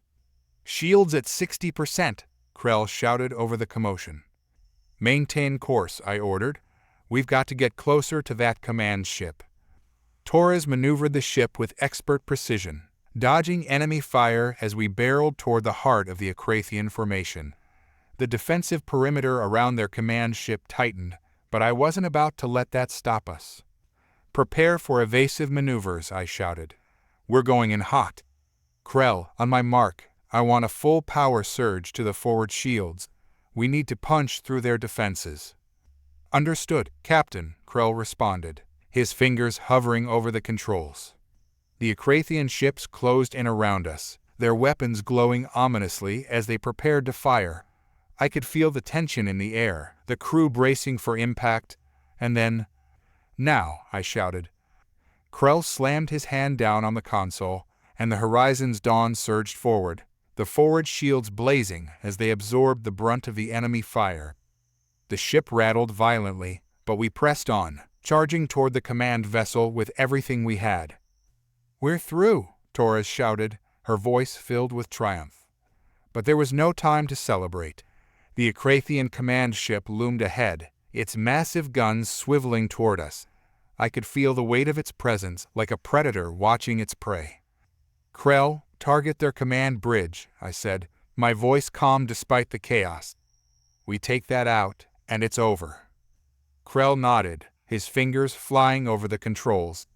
The targeting reticle locked onto the Akrathian command ship, and I could see the bridge come into focus on the screen. "Firing," Krell said, his voice steady. The Horizon's Dawn unleashed a barrage of firepower, the energy beams streaking through the void toward the Akrathian command ship. Time seemed to slow as the beams struck their target, the hull of the enemy vessel glowing with the impact. For a moment, nothing happened, and then the Akrathian command ship exploded in a blinding flash of light, the shockwave rippling through the battlefield. "Direct hit," Torres shouted, her voice filled with relief. I exhaled, the tension draining from my body. We had done it. The command ship was destroyed, and without their leadership, the Akrathian fleet would falter. But the battle wasn't over yet. "Captain," Krell said, his voice urgent, "we've got multiple enemy ships breaking off from the formation. They're retreating, but a few are still making a run for Earth's surface." I cursed under my breath. Even with their command ship gone, some of the Akrathians were still hell-bent on causing as much destruction as possible. "We need to stop them," I said, my mind racing. "Krell, target the remaining ships. Focus on the ones heading for civilian areas. We can't let them get through." The Horizon's Dawn pivoted, its weapons blazing as we hunted down the retreating Akrathian ships. One by one, they fell under our fire, their hulks breaking apart in the upper atmosphere. Finally, the last of the enemy ships disintegrated, leaving nothing but debris in their wake. "It's over," I said, my voice barely a whisper. The bridge was silent as we stared at the screen, the debris of the Akrathian fleet drifting through the atmosphere. We had won, but the cost had been high. "Captain," Krell said softly, "Earth is safe. For now." I nodded, the weight of the battle still heavy on my shoulders. We had saved Earth, but the war wasn't over. The Akrathians would regroup, and they would come again. But this time, they would know the truth. They had learned why no one attacked Earth. The eerie silence that followed our victory over the Akrathians settled like a thick fog across the bridge of the Horizon's Dawn. No one spoke. The stars outside flickered innocently, as if the chaos of the last few hours hadn't even happened. Earth, fragile yet defiant, hung suspended below us, its surface now littered with the wreckage of defeated enemies, survivors of the battle scrambling for whatever peace was left. Krell's voice broke through the quiet. "All Akrathian vessels in range have been neutralized. It looks like the rest of their fleet is retreating into deep space." "Good," I replied, though I wasn't sure if I believed it. Retreat didn't mean they were gone for good, it just meant they were regrouping. Still, for now, Earth was safe. Torres turned in her seat, her face ashen from the intensity of the fight. "What now, Captain?" I scanned the crew, their expressions mixed with exhaustion and relief. We had bought humanity some time, but I knew the Akrathians wouldn't give up so easily. This was just one skirmish in a larger war, one that might span years, even decades. The reality weighed heavily on me. "Now we regroup, repair, and prepare," I said. "The Akrathians might be retreating, but this isn't the end of it." Just then, an alert buzzed on the console. Krell's brow furrowed as he analyzed the incoming data. "Incoming transmission, Captain," he said, his voice tinged with surprise. "It's coming from one of the Akrathian ships." I frowned. That was unexpected. "Put it on screen." The view shifted, revealing a grainy image of an Akrathian commander. His armor was battered, dark fluid seeping from a wound on his temple, but his eyes still burned with fierce defiance. He didn't look like a man who had come to surrender. "Human," he spat, the word dripping with venom. "You may have won today, but this is far from over." I squared my shoulders, meeting his gaze with a steady calm.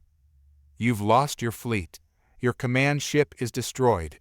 What makes you think you have any leverage here?" The Akrathian commander's lips curled into a cruel smile.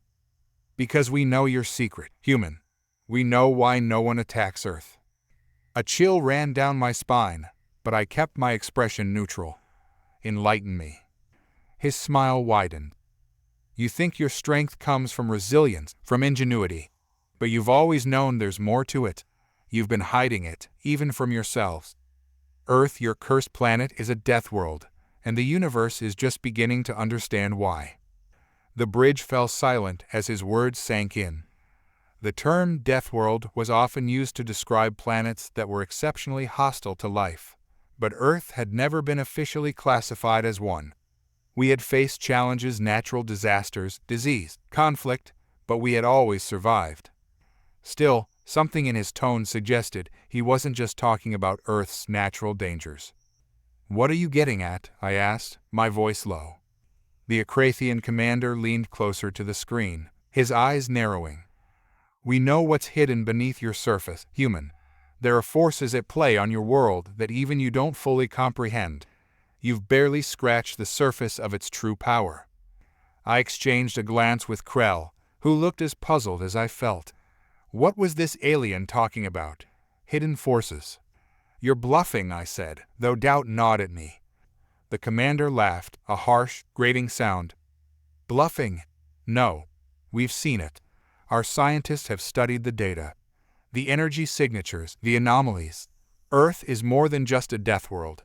It's a nexus, a point of convergence for forces that defy explanation. The longer you stay there, the more it alters you. It's why your kind has survived for so long, why you always come out on top." I clenched my fists, my mind racing. Could there be some truth to his words? Over the centuries, humans had demonstrated an uncanny ability to adapt, to thrive even in the harshest of conditions. But was it simply biology and ingenuity or something more? "You're lying," I said, though even I could hear the uncertainty in my voice. The commander's eyes glinted with malicious glee. "Am I? You can deny it all you want, but the universe will know soon enough. We were the first to uncover the truth, but others will follow. And when they do, Earth will become the most coveted prize in the galaxy, not because of your people, but because of what your planet is." I felt a knot of dread tighten in my chest. If what he was saying was true, Earth wasn't just a strategic target for the Akrathians. It was a beacon for forces far beyond our understanding. And if the rest of the galaxy found out? "Enough," I snapped. "You're beaten. Whatever game you're playing, it's over." The commander's grin faded, replaced by cold determination. "This battle may be over, but the war has just begun. You've stirred something far more dangerous than you realize. Enjoy your victory, human. It will be your last." With that, the transmission cut off, leaving us in uneasy silence. Krell was the first to speak. "Do you think there's any truth to what he said, Captain? About Earth being more than just a planet?" I ran a hand through my hair, my mind still reeling from the conversation. "I don't know, but we can't afford to take any chances. Whatever they've uncovered, we need to figure it out before someone else does." Torres turned to me, her expression tense. "And what if it's true? What if Earth really is some kind of nexus, like he said? What does that mean for us, for the rest of the galaxy?" I didn't have an answer, but I knew one thing for certain. The Akrathians had discovered something they shouldn't have, and now we were racing against time to uncover the truth ourselves. "For now, we focus on repairing the ship and regrouping with the rest of the fleet," I said. "We'll deal with this revelation later, but keep it quiet. The last thing we need is panic spreading through the ranks." The crew nodded, though the unease lingered in the air. The idea that Earth was more than just a home, more than just a battleground, was hard to swallow. But deep down, I couldn't shake the feeling that the Akrathian commander was telling the truth. Earth had always been different, special, and now it seemed the galaxy was waking up to that fact. As we set course for Earth's surface, I found myself staring out at the stars once more, wondering what other secrets our planet held and how long we had before the rest of the universe came knocking. As the horizon's dawn descended toward Earth's surface, I couldn't shake the tension coiling tighter with every kilometer we covered. The planet below looked peaceful from up here, but I knew better. The quiet wouldn't last. Something was coming, something big, and it wasn't just the Akrathians. Our victory in orbit had bought us time, but that was all. Now, every faction in the galaxy would be turning their eyes toward Earth, not as a military stronghold or resource-rich world, but as a mystery they needed to solve. Earth's very nature had become a question mark, and that kind of unknown was a danger no one could ignore. The bridge was quiet as we approached the rendezvous point. The crew had heard enough of the Akrathian commander's ominous warnings to know that things were far from over. Yet here we were, caught in the eye of the storm, waiting for whatever would come next. "Commander Torres, give me a status update," I ordered. Torres tapped a few buttons on her console. "Earth's defenses are operational, and repairs on the horizon's dawn are underway. Fleet Command wants us planetside for a debrief and strategy session. The Akrathian forces are still on the run, but—" She hesitated. "But what?" "There's more chatter on encrypted channels from other races, Captain. It's not just the Akrathians. Intelligence is picking up unusual signals from multiple sectors. We think several other factions have already mobilized." I felt the weight of her words settle over me. They know. Krell, standing beside me, chimed in, his voice somber. "The secret's out. If they've intercepted even a fraction of the Akrathians' transmissions, the galaxy knows Earth is more than it seems." "So much for secrecy," I muttered under my breath. I straightened, squaring my shoulders as I stared at the view of Earth's atmosphere growing closer. "Then we need to be ready for whatever comes next. Our enemies will come for us, and they won't come alone." Torres turned in her chair to face me. "Captain, there's something else you need to see." She brought up a live feed on the main screen, showing the surface below. A sea of ships, human and alien, were gathered in orbit, but it wasn't the military formations that caught my attention. It was the movement on the ground. Massive construction projects, shield generators, and barricades were being assembled around major cities. But in the outskirts, far from the bustling centers of activity, there was something else. In the deep wilderness, strange anomalies were forming. Energy readings spiked off the charts, swirling clouds of electricity and light flickering in and out of existence. Mountains seemed to shift, forests rearranged themselves, and lakes appeared where there hadn't been any just days ago. "What the hell is that?" I asked, narrowing my eyes at the unnatural phenomena unfolding on the screen. Krell, always the scientist, began scanning the data. "I don't know. These energy signatures, they're not like anything we've seen before. They don't match any known species technology." Torres looked back at me. "Captain, this started after the battle. Whatever the Akrathians were talking about, whatever they've discovered about Earth, this might be it." My pulse quickened. The Akrathian commander's words echoed in my mind. Earth is a nexus, a point of convergence for forces that defy explanation. Had our battle triggered something? Had we awakened a force that had lain dormant for centuries, millennia? Krell continued analyzing the data, his eyes widening as he worked. "Captain, I don't think these are just random anomalies. There's a pattern here. These energy fields are converging at specific locations around the globe. It's like the planet itself is reacting." "Reacting to what?" Torres asked. Krell shook his head, still scanning the screen. "I don't know, but if this keeps up, it could destabilize the entire planet's ecosystem. These energy surges could wipe out entire cities. We need to contain this." "But how?" Torres demanded. "We don't even know what we're dealing with." I didn't have an answer.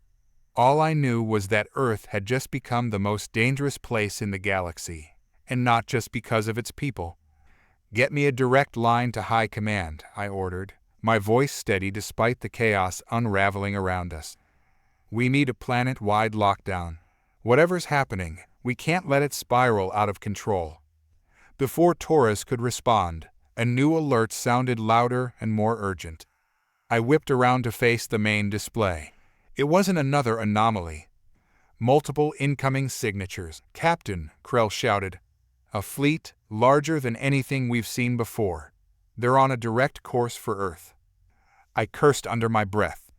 "Akrathians." Krell shook his head grimly. "No, the energy readings are different. These aren't Akrathian ships." A cold realization settled over me. The rest of the galaxy had already heard the rumors about Earth, and they weren't waiting to ask questions. They were coming for the planet, for its secrets, and for whatever power lay hidden beneath its surface. Torres looked at me, her face pale but resolute.